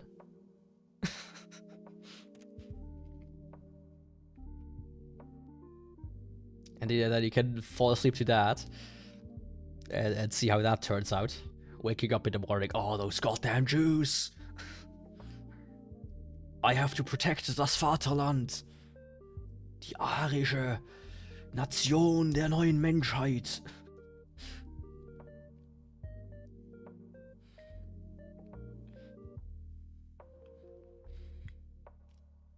If you just talk to us in German, it will keep us awake. Why? Because it sounds angry? I like started reading Mein Kampf out of curiosity. It's so boring. He's like, oh yeah, I was a little boy, and I didn't like my father because he beat me, but he was actually a good guy because he was a patriot. But in a way, he's also a traitor because he kind of he put himself under the state that gave up their right to be a German. And actually, as an Austrian, I feel more like me and every other kid, we feel actually connected to the Germans, to the Vaterland. We actually think we should be connected again to Germany. And then I was interested in military and whatnot, and I also want to be an artist. My dad fucking beat the ever-loving shit out of me because I want to be an artist, and like this. It's weird. You don't even know how much of that is really true. So yeah. Full Metal Alchemist and Full Metal Alchemist Brotherhood. Maybe a hot take. I think the original Full Metal Alchemist has its merit. It's not as good as Brotherhood, which covers the manga more faithfully. But I don't fully hate the alternative ending that they pull off in it. If you have the time, check out both the 51 episodes of the original and the 64th Brotherhood. If you only have time for one, go with Brotherhood. But if you have the time, I think both are kinda nice. Not gonna lie, for real, no cap. But yeah, Full Metal Alchemist would definitely be in... Actually, I'm gonna do it like this. Full Metal Alchemist is gonna be honorable mention, and Brotherhood is gonna be top 25 easily. Gabriel Dropout. It's a cute girls doing cute things kind of thing again. You will check that out. Just be sure not to become too invested in it. Suddenly you feel a bit very patriotic about Germany and about the white race. Yeah, I think it's not as bad as some people say. Sure, it's not as faithful, and it diverges relatively quickly. But it has like it can't stand on its own two legs. I like the additional. I like the alternative path it provides in a way. It's like an alternative timeline almost. Gabriel Dropout. The angel Gabriel comes to Earth and becomes like a neat slob. And then you have like also Satania and other angels and demons, and they become like friends with each other and whatnot. It's fun, it's cute, it's you know, whatever. Ganbare Doki-chan. It's kind of like office ladies just sitting around, and she's like into a guy, and there's another chick, and she has huge tits, and she tries to seduce everybody. It's kind of whatever. Moving on. Gangsta. I remember when this aired. It was super fucking hype. And it never really went anywhere. But man, is the art style good. But I have like this dude. He's like, I think he's mute. Oh, he's deaf. He's deaf, not mute. He's deaf, and then you have like this guy, and they're like gangsters, or like they're working together with gangsters and like just do shit. It's fun. And the manga's still ongoing. What the fuck? How? It doesn't look like it has. It might have been on. It might be on hiatus though. Last chapter discussion in 2020. Yeah, there's a good chance it's like on hiatus right now. I'm just sort of a fan of stuff that just never fucking ends. So I cannot really recommend it even.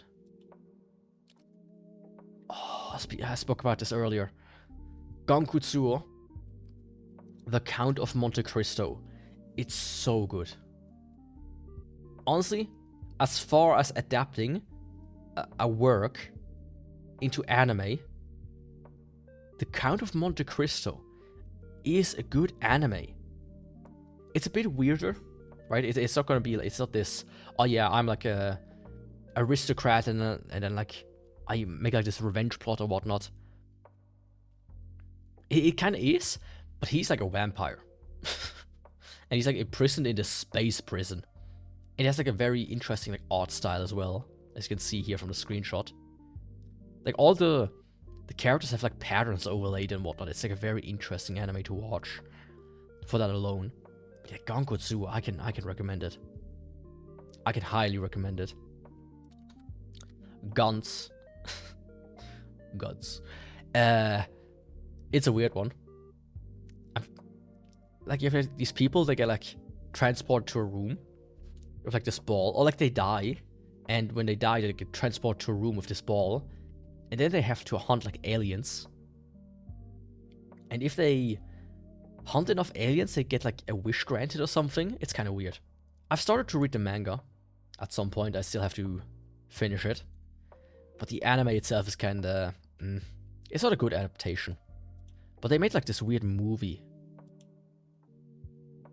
at some point. Yeah, this one, which is like this very weird CGI, and it actually is pretty good from what I've heard. Yeah, Second Stage, that's the TV anime. That's just the sequel. I have to read it. Read it, don't watch it. That's the way I would put it. Susei no Gargantia. Interesting anime. As far as the setting goes, is fantastic. Basically, you have like these guys, they're like fighting in space, this guy, against like octopuses, octopuses, and then he gets like transported through like a black hole or something to Earth, and they thought like, yeah, no, Earth is kind of like dead or whatnot, but actually it's still alive. It's just flooded with water. And they live on like these big ass ships and like gather resources downstairs and whatnot. It's really good. As far as concept goes, it's really good. But I just wish it would have gone a little bit further, if that makes sense. But I think it's an honorable mention. You know, some sequels or whatnot. Garo. Garo is a super weird thing. If you've never heard of Garo, don't worry. I haven't either. It's like a super long-running show. Mostly like actually real, like live action kind of mix-in stuff. With like these knights. And Garo Vanishing Line is... yeah, it's whatever.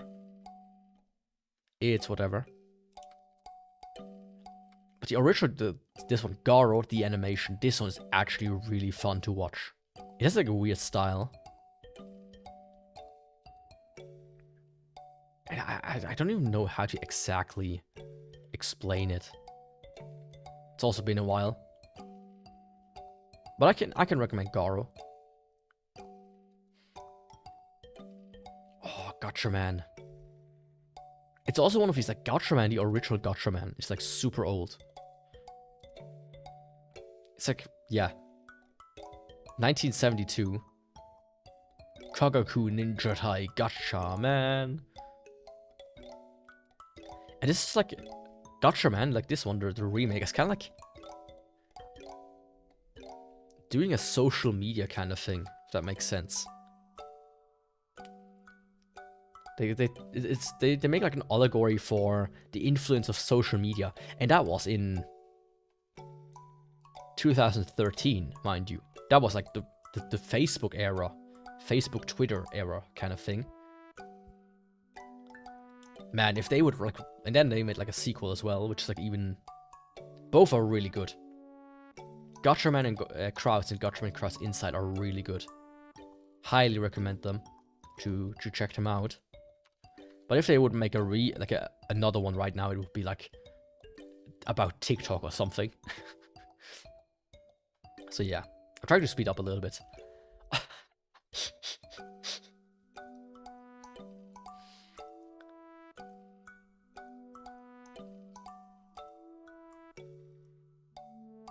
Hey, ladies, want to see my chin shaft?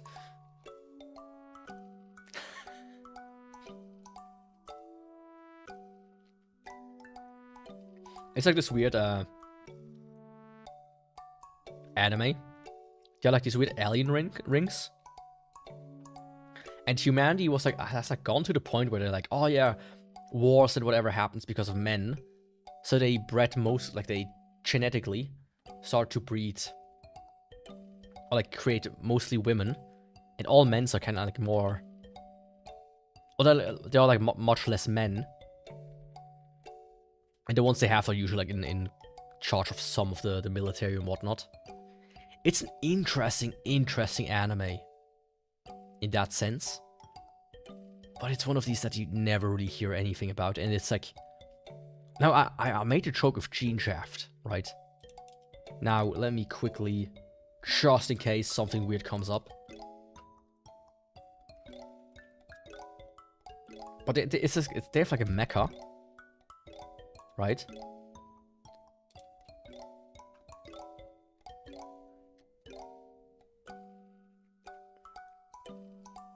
Can you see it? Somehow.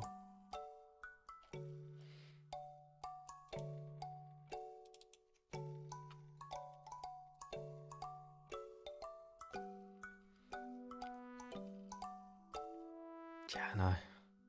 It's a weird one. It's a weird one. I don't need to be bonked for that.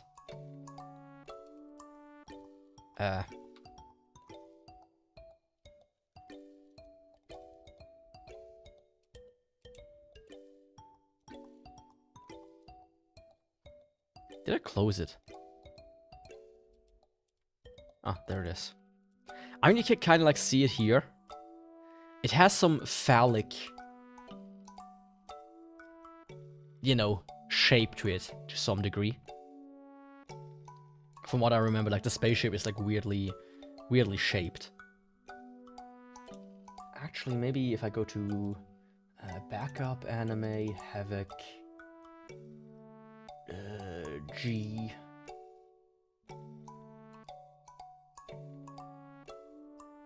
To have it, it's not in havoc, I would guess. In that case, GGG Gene Shaft. Episode 0? That's the trailer. Oh, can you like see it here? God damn it.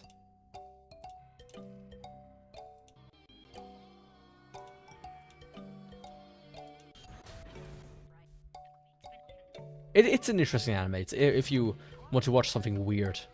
Something like very early 2000s. It's interesting. But it's not exactly... It's bad. Actually, let me say it like that. It's bad. It's not good.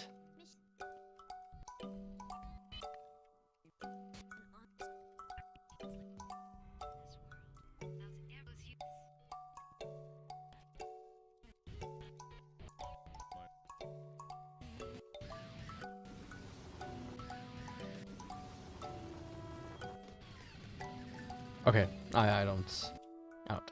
Anyways, moving on. Ghost stories.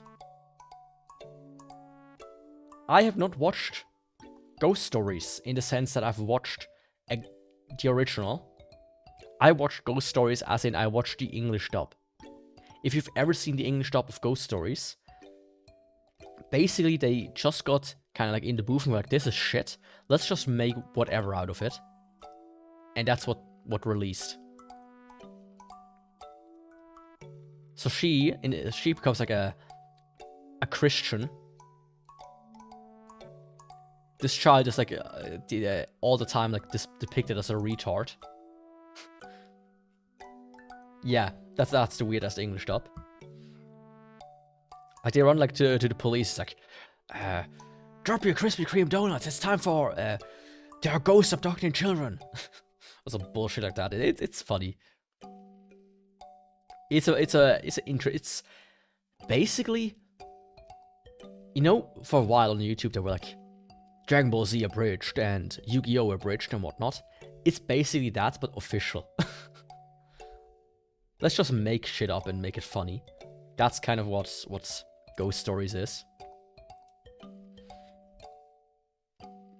For that, it's interesting to check out. It's not.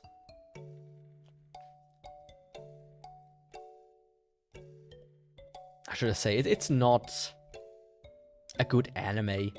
It's just an interesting part of anime history, I could say. It's like the one time somebody put like a toilet in a pissoir into a museum, was like, yeah, now it's art, and people actually bought it, right? It's a fun little interesting tidbit. Ghost Talker's Daydream. The manga is really good. I actually really like the. I rated it fine, but I really like the manga in retrospective. It's an interesting one, and the fucking ending for Ghost Talker's Daydream is really good, but they only adapt like it's like very badly adapted.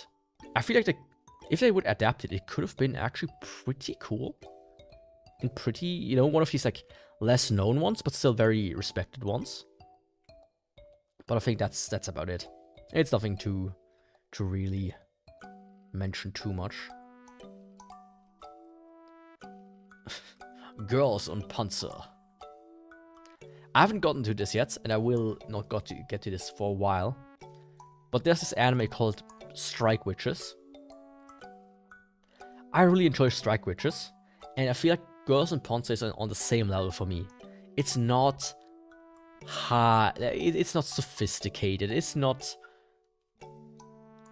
telling like it's not like a love story that's like very nice to watch. It's not a complicated anime. It's just you have girls and they live in a world where they drive Panzers as a sport and fight with them as a sport. I have to still watch the movies and whatnot, but Girls and Panzer is fun in that way. And interesting.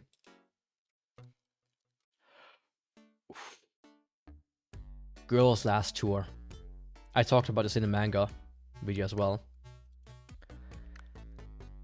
I really like Girls' Last Tour. It is peak. I think the manga is a little bit better, but even just the animates, the opening. Oh, the opening. Ugoku. So good. It's so good. It's about these girls being in basically a desolated world, and they have like this vehicle that's called the Kettenkrad. It's like a mini tank almost. And it's kind of like a dead world after a war, basically. And people are dying. There are only so many people still alive, and they meet some of them, but it's a dying world. It's very melancholic, but still kind of fun. It's really good. I can highly recommend it. And it will probably get in my top 25, at least to some degree. Gleipnir, I will say the same I said about the manga. Help, My Boyfriend Became a Fursuit. The anime. Yeah. It adapts the manga. The manga is kind of especially towards the end. I feel like the anime adapts the best part and kind of leaves out the rest. It's alright. It's interesting to look at it. It has some interesting design choices, I would say. Some of the creatures are well designed. But as far as story goes, it's not good. Sadly. It was like a good anime, but the thing is, the story, the way it moves on, it's the way it will end. They will never make a season 2, I would say. It will probably not get a season 2. And even if they do it, I think people will hate it. They adapted the best part of the show and kind of left it there. That's it. Yeah. It's so dumb in a way.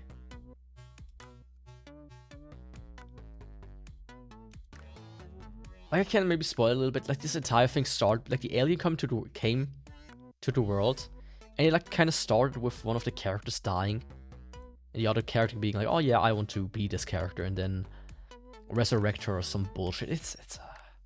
It started because of the. It's not good. Go-Go Loser Rangers, on the other hand, it has a sequel. I still want to read the. I have to watch this one.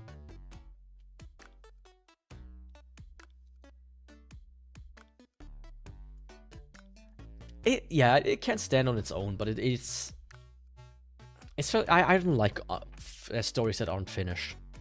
That's the reason why I just cannot recommend it, and that I know will never be finished.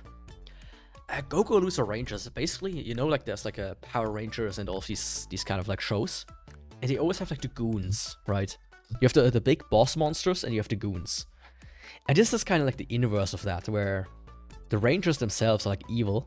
They killed the aliens from the get-go, and they kind of enslaved the goons, as in, hey, we put on a show, make us look good. I mean, at least most of them have like a decent enough conclusion, I would say, even if they never get finished. But it's better than TV, right? Like, how much TV is there that actually gets finished? And not just axed, compared to anime.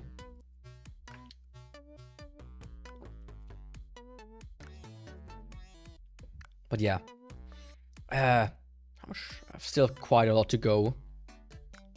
But I have to end it soon, so I have to kind of go speed mode now. Very soon. But yeah. I can recommend it. It's a fun show to watch, so it's gonna be on my honorable mention. Goblin Slayer. It's fun, especially Goblin Slayer Year 1, the manga. I really enjoy that one. If you just want to see somebody stomp some goblins, interesting show.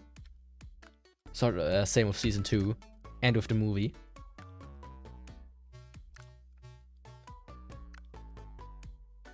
Yeah, but that was about it.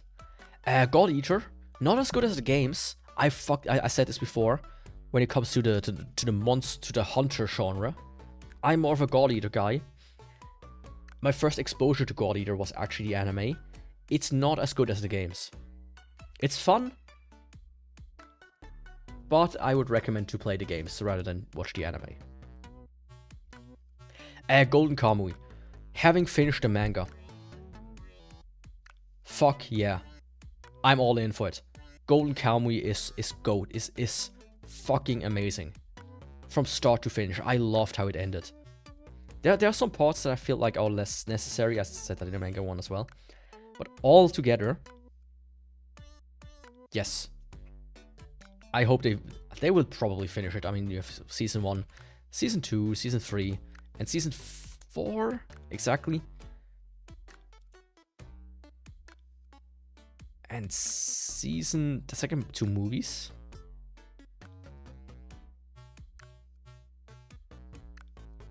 Oh, it's like just they adapt some other arcs here. And in 2026, they will adapt the final chapter. And oh, I look forward to it. It's really good. I liked how it ended. I really liked it.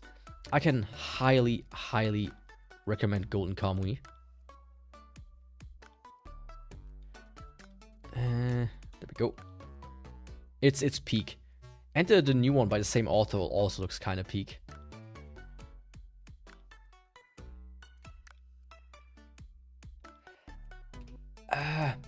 It's kind of like, it is intentional. That's, the characters are kind of like boiled down to what the characters are, right? Goblin Slayer is the Goblin Slayer. The elf is the archer, right? And the guild girl is the guild girl. So it's like, it's kind of like a classic D&D RPG where it's like, you aren't necessarily characters, but you like kind of boil down to your class. It's intentional. Why exactly they do it is, you know, it's an anime about a guy who hates goblins and he kills them. Right, it's a very simplistic anime, so the class is, so that's also very simplistic. You don't need more even, right? You don't need more. Golden Time. It's been a while that I watched Golden Time. A long time, actually. It was interesting.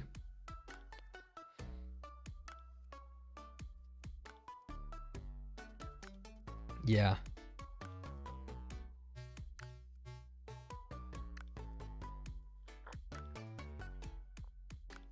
Yeah. Golden Time is like a fun romance anime in a way.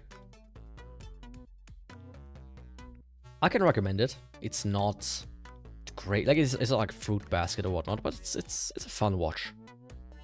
It's a fun watch. Gonna be Twin Tail. I remember when this anime came out back in the day. And people were like, at the time, like Twin Tails was actually the thing that everybody was like into. I mean, it's not really about symbolism. It's just kind of keeping it simple, stupid. But it's a fun, like, turn off your brain popcorn anime, I would say. Twin Tail. All I remember is when it finished, I read like somebody's post on Reddit how their uncle was watching it with them, the final episode, at a family gathering, which I feel like in retrospective sounded kind of creepy. Oh yeah, my 35-year-old uncle watched like this anime, the last episode of this anime with me, where girls transform into these girls. Yeah. Not very, no, don't quit the browser. Not too special. Oh, this is a new, a recent edition. So I'm gonna skip over it really quickly. Oh, not. Goodbye Dragon Life. I watched this, I really fucking enjoyed it. That's all I can say about it. It's very simple. It's kinda isekai, but not really. It's good. It's good.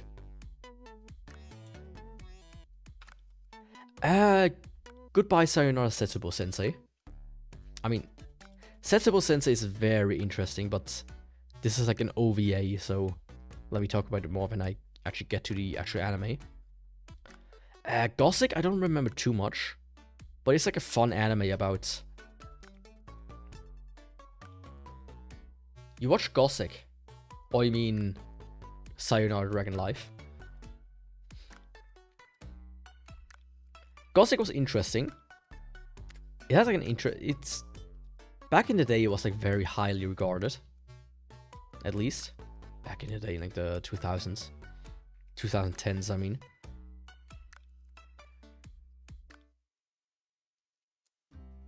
But it's kind of alright. Dragon Life, okay. Yeah, I feel like the big problem with Dragon Life a bit is at least... It's not finished. I feel like there's still a lot to go. So I hope for a season 2. I hope for season 2. I really do. Yeah, Gothic. I'm gonna keep honorable mention for now.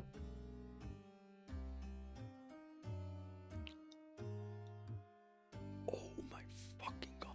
Oh! Gourmet Girl Graffiti.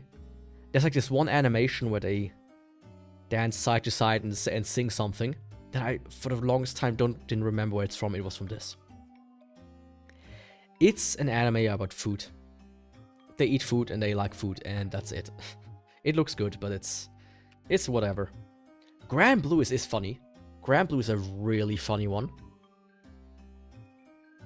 that I can highly recommend. And it just recently, I seen that a new season aired. So I can't wait to watch this one. I think Grand Blue is one of the funniest anime that I've watched at one point. At least back in the day when it came out. Man, 2018, and then fucking 7 years later, we finally get the season 2. And the season 3 is already announced as well. Is the manga finished? No, it's still ongoing. Yeah.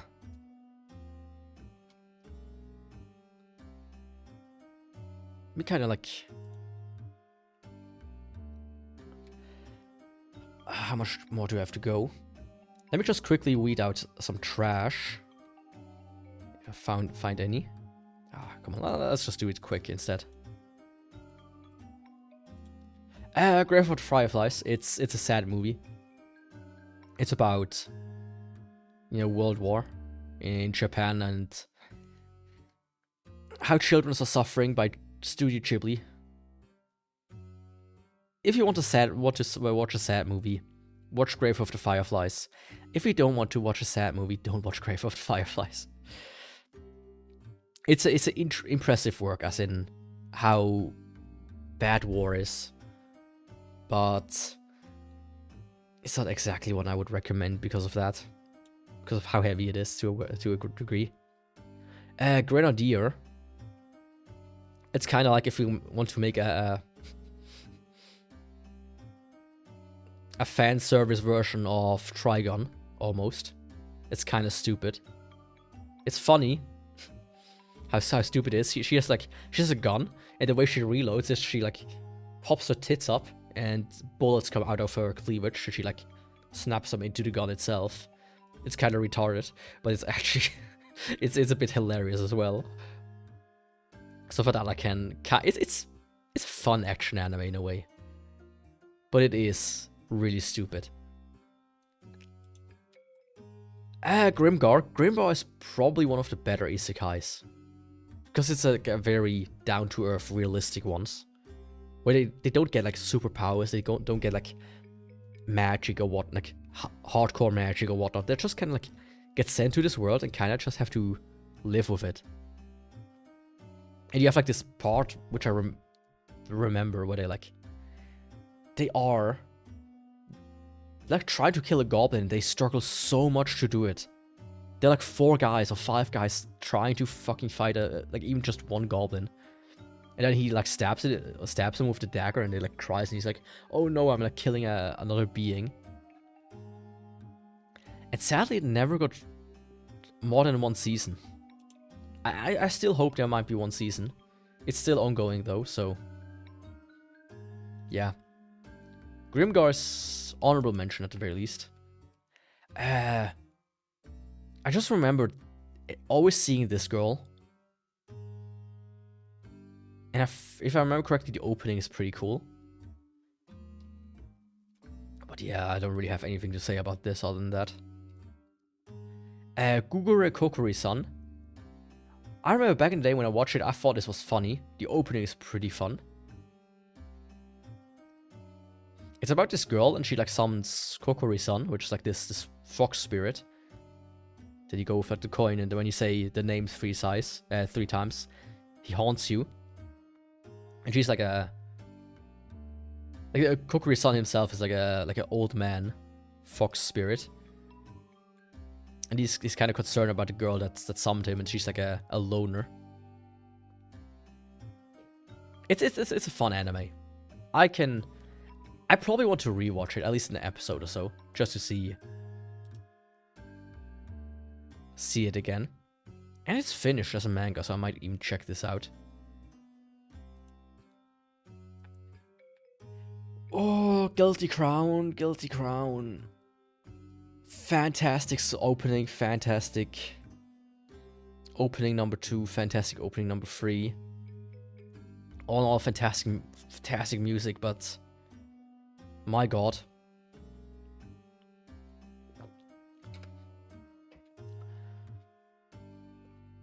Our standards were low back then. It's not that good of an anime. I like the way it ends, where he's kind of like losing his arms or whatnot. And he's kind of like a bit of a cripple after everything that happened. But it's alright, right? If you haven't watched it, I think I think you should watch it.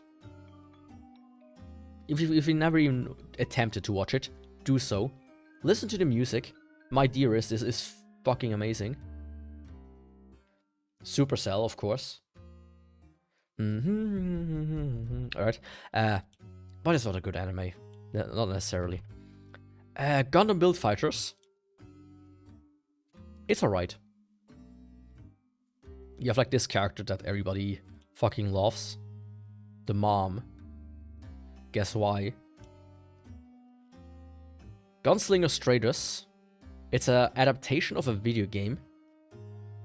So this automatically makes it bad. I remember watching it and thinking like, what even is this shit? That's about that.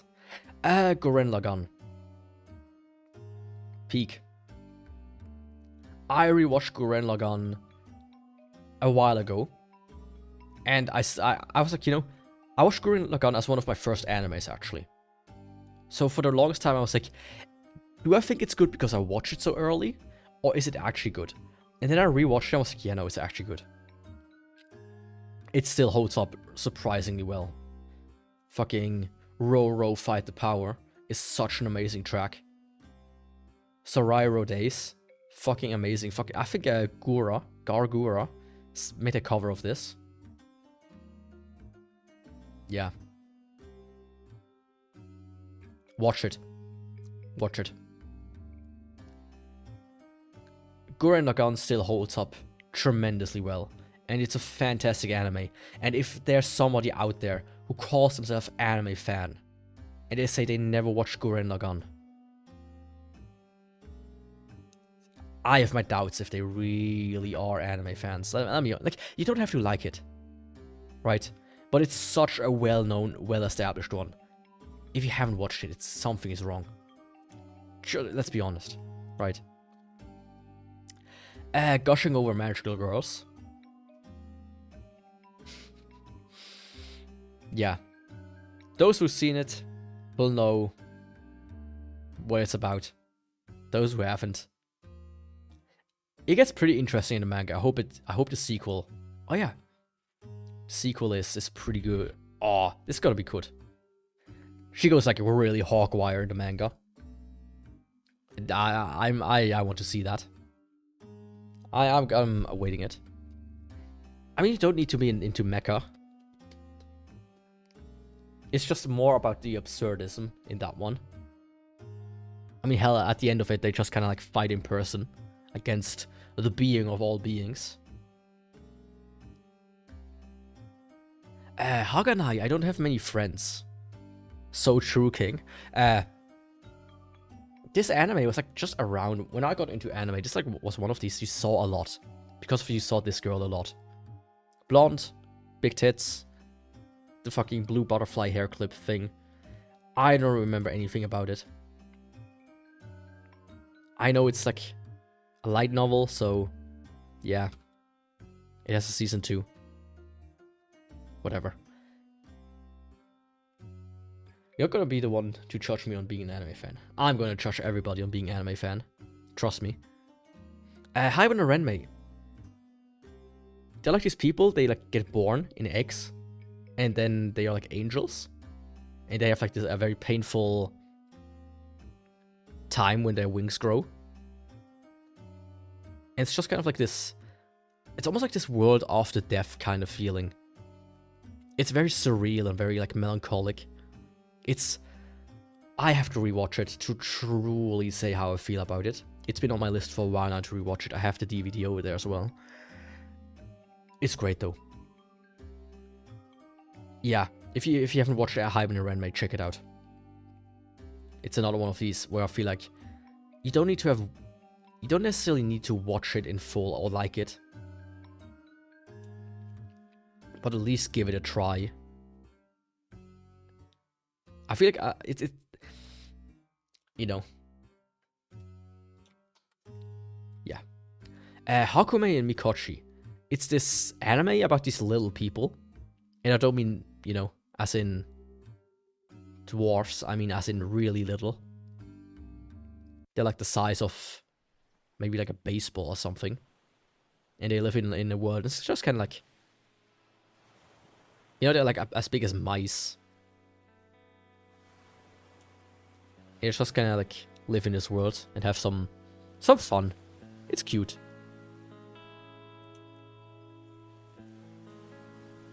I might want to read the manga at that time. You see here how big the mushroom is compared to her size. I'm welcome to try. Maybe someday I'm gonna crash out and really force people to watch anime. You want to watch my stream? Give me a review of this specific anime. Otherwise you're banned permanently. Hamatoro, very stylized, very interesting. I don't really remember what was going on. It's kind of like Persona. It's very stylish, but I don't even remember the story. Monogatari, I talked about this in the first one. I have to rewatch the entire thing. It's good, but it's a lot and it's very difficult to watch because of subtitles. Because they speak so fast. I've never been as exhausted from reading subtitles as with the Monogatari series. Honda-kun, prequel to Bakemonogatari. Prequel to Barakamon. It's funny.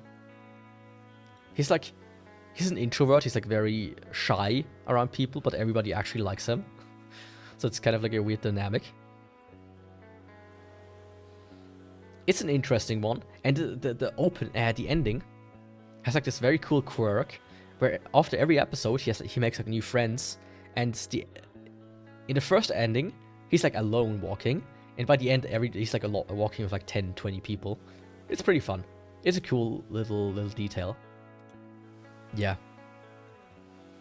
It's not as good as Barakamon, but it's like a nice little addition to the anime. Hanebado, I talked about this in the manga one as well. I read the manga, and Hanebado adapts like half of it. And it kind of leaves off at the worst point. Where she kind of like gets really mad, and then shit just doesn't resolve correctly. And you don't even learn a lot of the key necessary details, if I remember correctly. It's very good animated when they play badminton. But the story is just kind of... it doesn't resolve correctly. If you're interested, read the manga.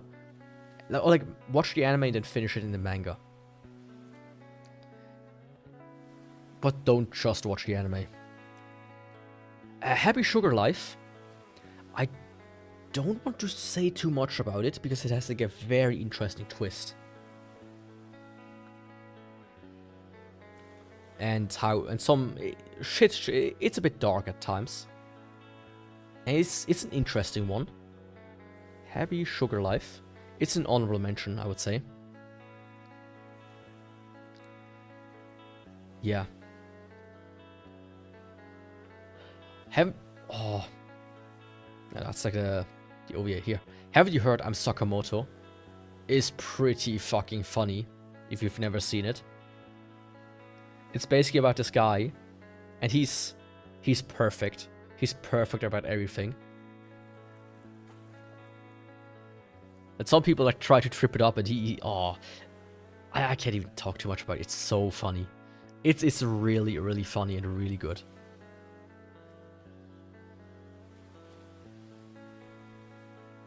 Yeah. And the opening is also pretty good. Honestly, coolest. Check it out. If you want to have a funny anime that's actually funny, I think Sakamoto Tezuka is a good recommendation, and as such an honorable mention. On the other hand, we have Here's My Master. This is a fucking weird one.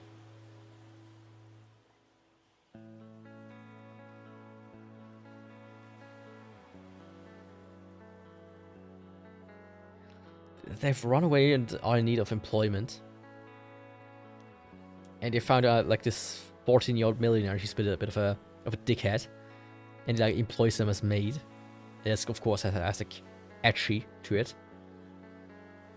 And it's just, I watched this very early on when I started watching anime. It's kinda dumb. And that's all I can say. You have so much better choices these days than He Is My Master. I always thought it was funny because of the title. But I did, a while ago, hear somebody mention it. I was like, what the fuck, dude? Right, that existed. Sometimes I feel like I'm the only one who has watched this. Or who has watched certain anime, and then hearing somebody else mention the title by chance. In this year especially, it's kind of like, whoa, what the fuck? It kind of hits you hard. Big Titty Angel. Yeah. Back in the day, it was like an interesting anime that was like recommended, especially, you know, sometimes you just got these harem ecchi anime they recommend to you because they, I don't know, it was just kind of a thing back then more than today. The world has shifted these days. When people want big titty harem, they play like gacha games. It also got like a sequel. Heaven's Memopad. I have wanted to rewatch for a good while now as well. I remember the fucking insert song, which is pretty good.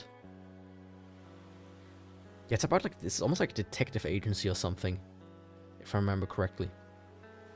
But it's like also a light novel, of course. So that went through 2014, and the anime was adapted in 2011. Yeah, so it's nowhere near the entire story.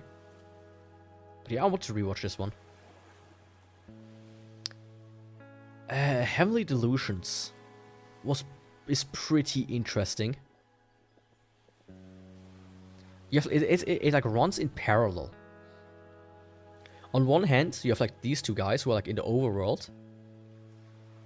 Well, they're like, where everything is kind of dead. And if I remember correctly, there were also some monsters. And at the same time, you have like all these children that are like in orphanages, like in this weird orphanage, and you have like weird powers or something. And everything is just kind of strange. So yeah, I really want to read the manga. And I'm really interested how this is gonna continue. But I'm not gonna really put it in honorable mentions. Helk. I was floored when they announced that they are adapting it. Helk is like one of these hidden gems. Absolutely, I have the entire manga here. They finally put it out in English, and I was like, hey, let me buy it. Every single volume I have it. And the manga itself is a big recommendation for me. Highly, highly recommended. I'm just floored that they haven't adapted it in full. I really hope they will finish adapting it, because Helk is such a gem. I can highly recommend Helk. I'm gonna put it in honorable mentions. Hell's Paradise is an interesting manga, interesting anime. It got quite popular actually, as you can even see.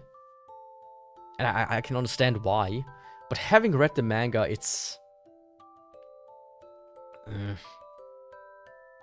I wasn't a fan of how it went towards the end. Like, everything that the anime covers is really fun. A bit more than that. But towards the end, it gets kind of stale, I would say. But yeah, Hell's Paradise is interesting. Hellsing. It's a classic, but I still want to watch Hellsing Ultimate, which people usually say is the better one of the two. I've just never really sat down to do it, but I really should. It got adapted from 2006 to 2012. They released 10 episodes of this over 6 years. For fuck's sake, dude. What the fuck? How? I've never heard of something like that happening. Let me... Here. Hidamari sketch. Don't fucking remember anything about it. Since Michael isn't here yet, or here anymore, I will skip High School DxD to the next...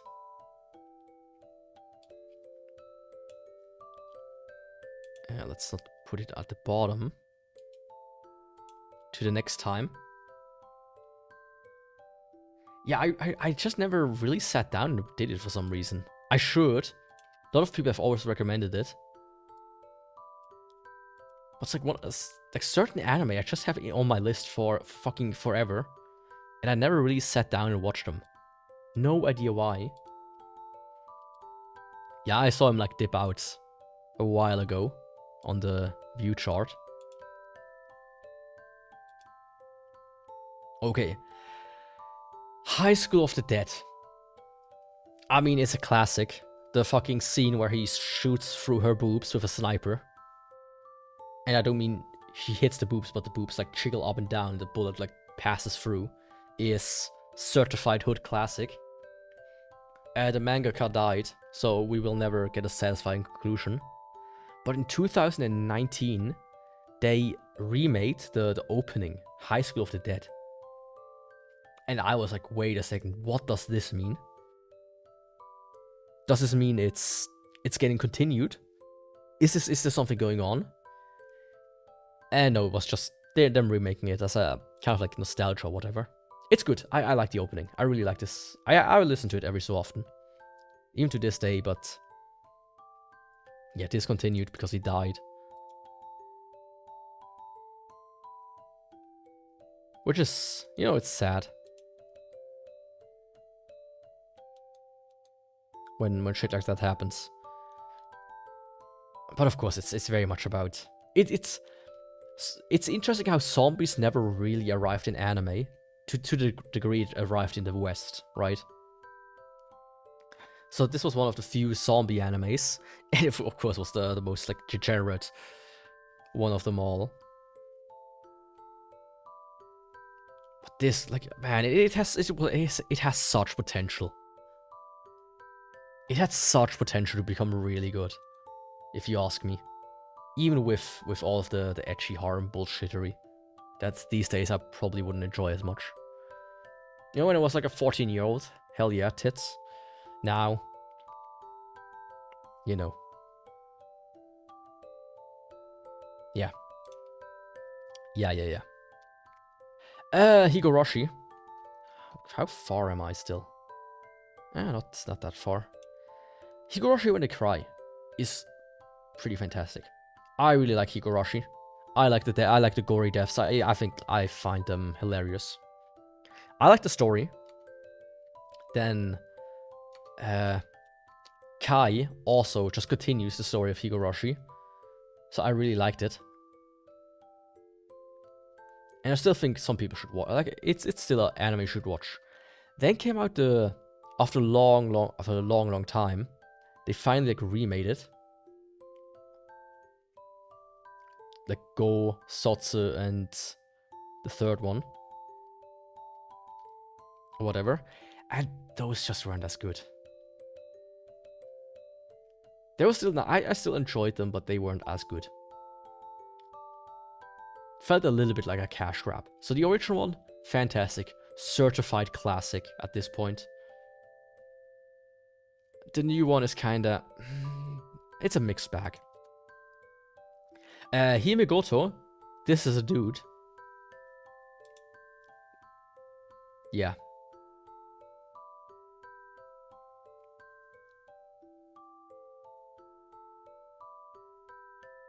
Yeah.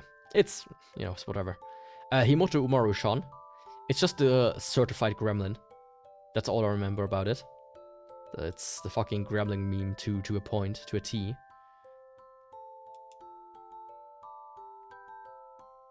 Yeah. Not too interesting. It's always a trap. Hinamatsuri is like... It's like this girl comes from like an alternative dimension or something, and she has like superpowers, and it's kind of... And she becomes like almost like the adaptive child of like a Yakuza guy, like a goon. I watched the first season, but I never bothered after that. It's funny for what it was back in the day, but it's like, I feel like the gimmick is kind of used up within 2-3 episodes. Of her being this super student at school, and then at home she's like a video game gremlin.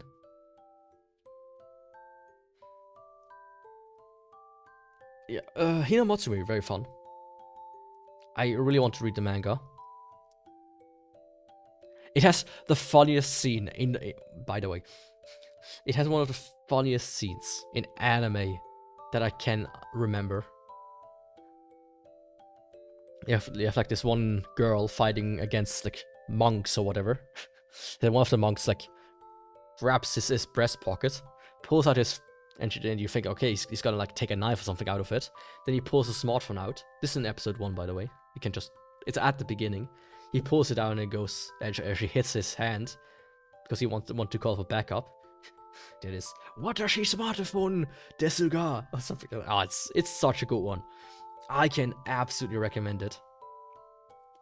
I really have to read the manga as well. Yeah. For that, I can recommend it.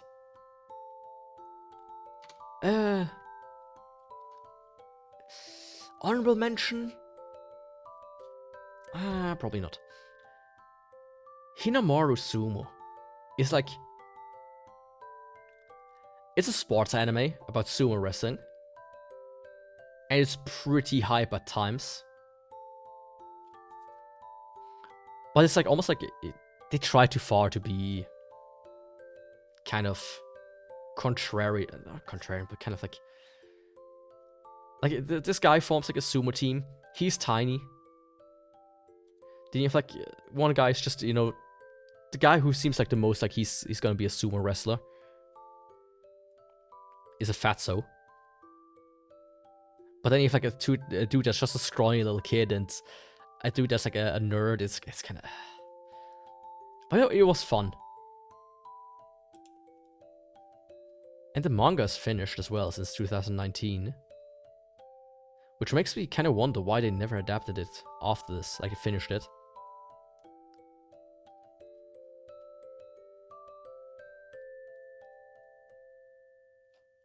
I might read it at some point, actually. But yeah, it's an interesting sports manga. Or anime. Hitorobochi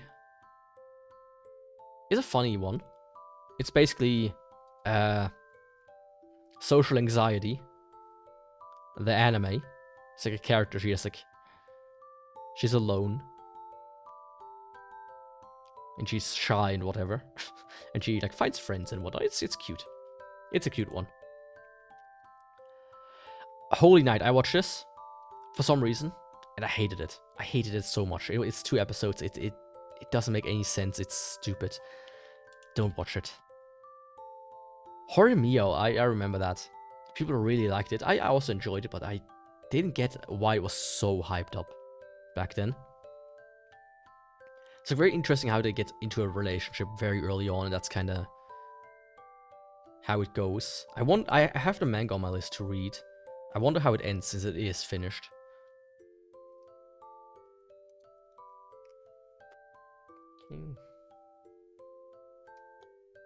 Yeah. How clumsy you are, Miss Ueno. It's like a weird one. But it was... I can't even... Dumbbell. I just can't really say much about it. How heavy are your dumbbells you lift? Oh, the manga is still ongoing. I was like reading the manga for quite a while, and then it's kind of like... Yeah, it kind of got... It's... I feel like that's There's no point to it anymore. I feel like it's kind of done with what it tried to achieve. It's a cute anime.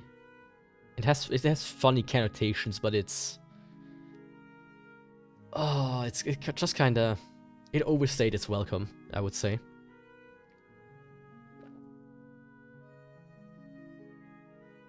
Like, it has funny moments, but knowing the manga, how it's still ongoing, it's kind of like, oh, come on. Of course, it's also very fan servicey. House Moving Castle. Out of all the Ghibli films, I think this is one of the more interesting ones that I know a lot of people prefer this one. Thinking it's their... A lot of people like House Moving Castle as one of their top ones. I liked it, but I don't necessarily think it's the best. I would still prefer something like Chihiro's Spirited Away and like Laputa as an example over Moving Castle. But yeah, then we finally got through that. That was a long one since those were 100 at a time. We got through 200 this time around, so that's good. Fire Force. I'm gonna put it on honorable mention. Flying Witch, also honorable mention for the time being. Frieren. Let's move over to top 25.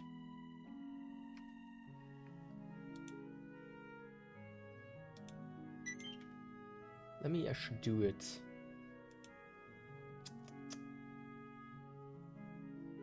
I just saved it. Where the fuck is the image?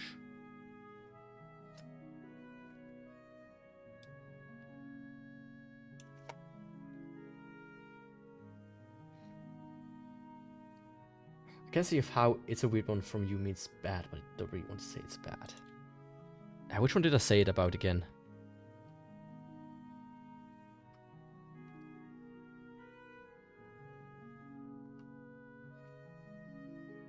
I mean, it's not necessarily me saying it's bad, it's just... It's just not for me, if that makes sense.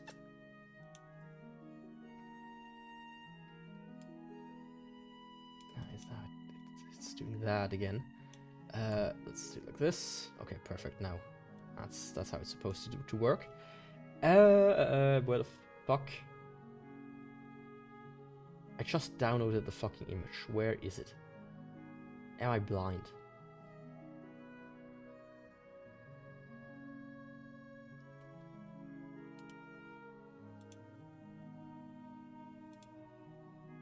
Apparently I didn't. Okay, Frieren.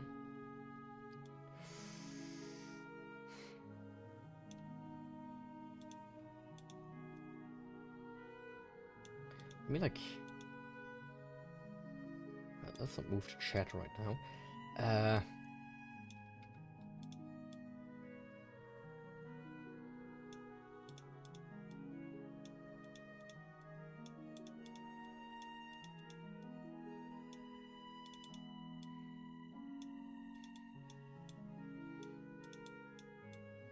If Frieren for me goes to number 2 so far, for the time being.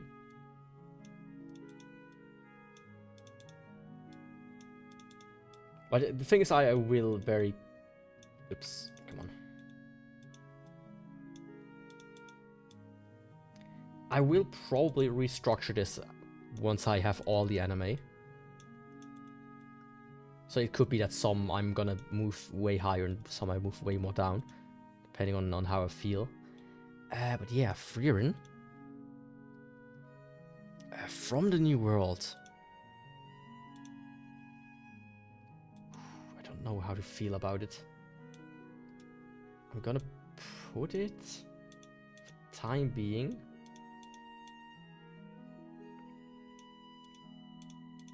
like here.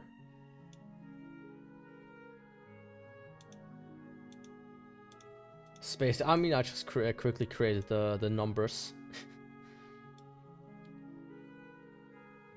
It's kind of hard to like sometimes create it correctly size-wise without, you know, spending too much time on it. I will, you know, fix this at some point.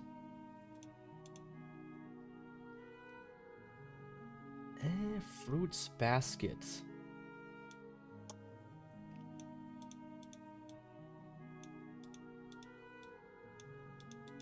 Now it's covering me.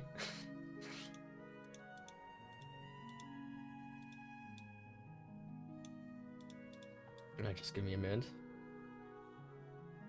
I mean, I can make them smaller, but like, you know, do I want to spend now 10 minutes resizing every image? That's a bit of a question. Oh, it's so many. I might need to do it like... let's do it like this. So that one on this one anyways. Let's move it over here.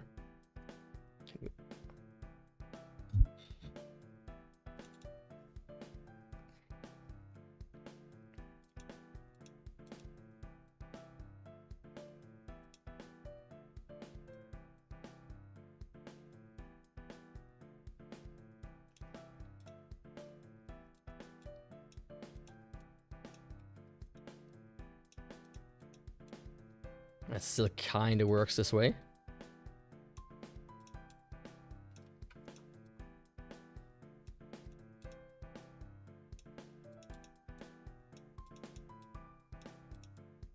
Oh, fuck off. I sometimes have to click like 3 or 4 times to get to the images that are like under other elements. It's a bit dumb in how it's like solved in OBS. There we go. Now shit is no longer overlapping. I would probably fix this up a little bit better. Next one. Anyways.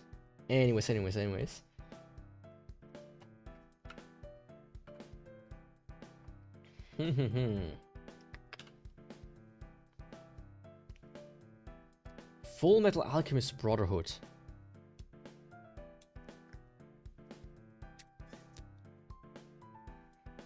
Honestly?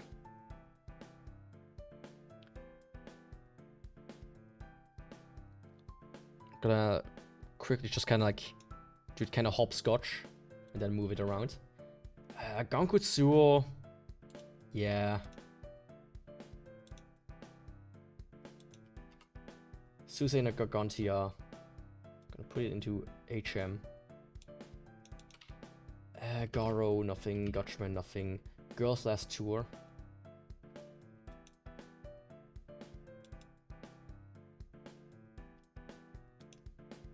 Just give me a moment.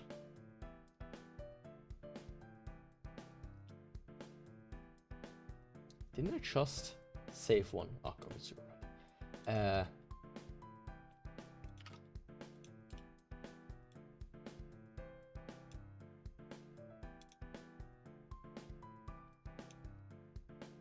Golden Kamui, Gothic is more like Grand Blue is gonna be in honorable mentions. I would kick it in for right now. Gurren Lagann, of course. Why is the chat twice? Why are there 2 chats all of a sudden? I think that was the entire time this way. Yeah, remove this one.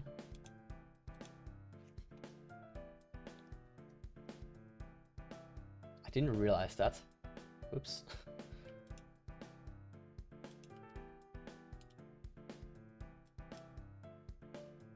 I was kinda stupid of me.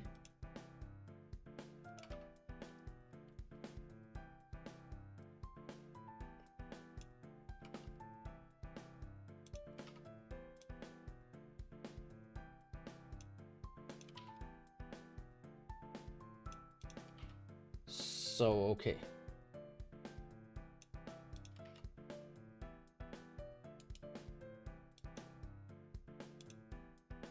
There we go. Now I got all the images fetched. So let me just quickly drag them in.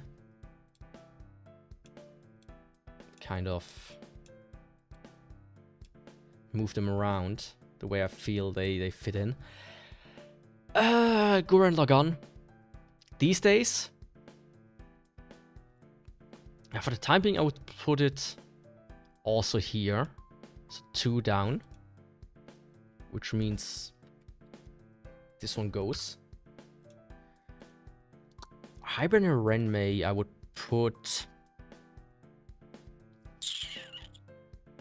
For the time being, probably here. So this one goes. Gangutsuo, I'd probably put it here, so Dororo goes. But also Shinsei, I would put it over Shinsei Kayori. And also, I'm gonna put this one down one as well. And he said I'm gonna put, oops, Golden Kamui.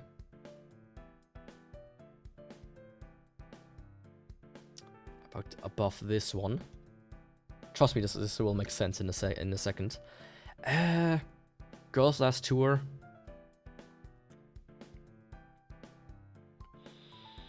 Here. Honestly, I'm gonna kick off Anohana. And Higurashi. For the time being, I kick it off as well. Okay, that's the current list. Once I remove everything. So it's gonna be...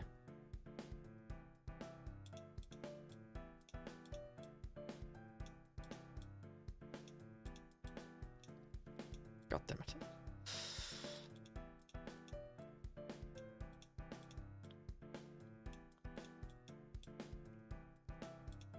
Give me just one more second. If I wouldn't just grab the wrong thing every time. That would be helpful, Yaku.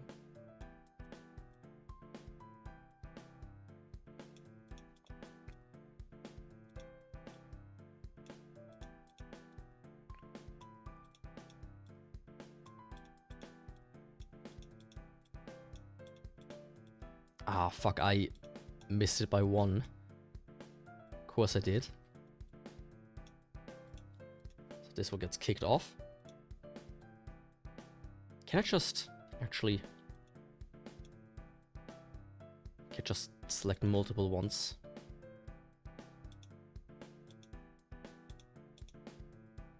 I actually can.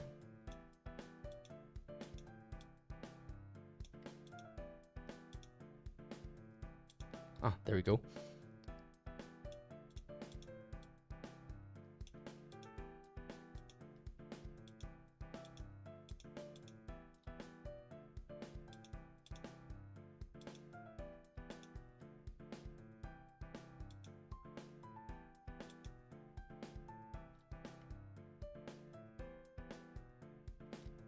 Okay, yeah, that doesn't work. Sorry about that. It takes so long. Anyways, so I would say number 1 so far is Clannad. But I think it probably will move down further. If I'm gonna be honest, by the end of it. It might even be replaced by some others. I don't think it belongs that high. Looking at the list right now. So number 1, Clannad After Story, actually to be precise. Then number 2 for me, Frieren so far. Number 3 is Full Metal Alchemist Brotherhood. Number 4 is Akira. Number 5 is Gurren Lagann. Number 6 is 86, very fitting. And number 7 is Angel Beats. Number 8 is EF, A Tale of Memories and A Tale of Melodies. They kind of like go hand in hand for me. Number 9 is Code Geass. Number 10 is Aria, the entire series I usually refer to. Number 11 is Dungeon Meshi. Number 12 is Chainsaw Man. Number 13 is Golden Kamui. Number 14 is Nagi no Asukara. Number 15 is Hibernia Renmei. Number 16 is Girls Last Tour. Number 17 is Amanchu. Number 18 is Chroma T High School. Number 19 is Air. Number 20 is Death Note. Number 21 is Cyberpunk Edgerunners. Number 22 is Fruits Basket. Number 23 is Durararararararararara. Number 24 is Gankotsuo, The Count of Monte Cristo. And number 25 is Shinsekai Yori. And I have 500 more anime to go, but I'm not going to do that today. Yeah, that's the current state of it. I think a lot of these will still move around. There are still some very high tier anime to come. I mean, High School DxD, anybody? I mean, all seasons are gonna fill number 1 to 5 easily, right? Yeah. I mean, the one anime I can tease is Sunny Boy. That one will land on here. I can guarantee that much. Yeah, Sunny Boy will land on here, absolutely. And out of the top of my head, Monster probably as well. 24-hour anime review stream. I went quite fast right now, and I feel like my mouth is like cardboard. Like I've been sucking on paper the entire time. Like a paper towel.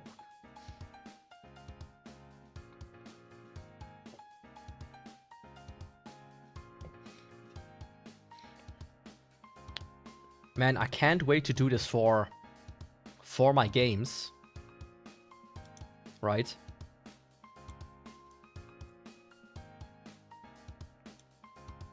I can't wait to do that for my... can I...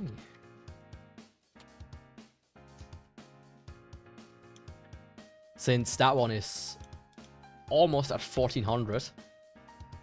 Yeah, this one is gonna take what? 4 or 5 more streams? 3 to 5 more streams. The games are probably gonna be like 500. I would probably pre-sort a lot of that. Since half of these games are probably games I don't even have played yet, I just own. So yeah. With that, I want to say, thanks for watching. If you disagree with my list, well, you just have bad taste. Because my taste is the bestest of them all. Let's be honest here. But yeah, all of these animes that are on the list currently, even if they will not be on the list maybe later on, I can recommend them. Absolutely. Each and every one of them I can... If I would go back to my younger self and I say, hey, here's a list of 100 anime, all of them would probably be on there. There's a good chance that all of them would be on there. Maybe not Air, you know. I could put Air and like Clannad into the same basket and say, you know, if one of them just watched like Clannad. But yeah, all in all, cope? Nah, I'm not coping.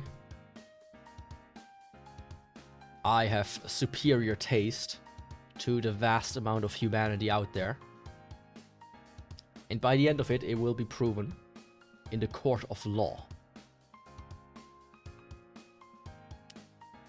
Yes, yes, yes, it will. Yeah. But that being said, if there's one anime you watch here that is not as well known,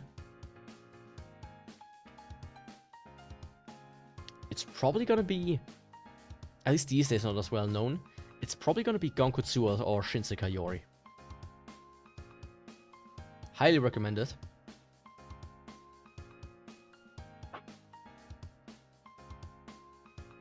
Yeah, and with that being said, my cats have thrown something off the table. I need to go check that soon. With that being said, thanks for watching today. And I don't know yet if I will do a stream on Friday. I haven't decided yet. But otherwise on Saturday, Dark Souls, Great Scythe Run. That's gonna be fun. So, thanks for watching.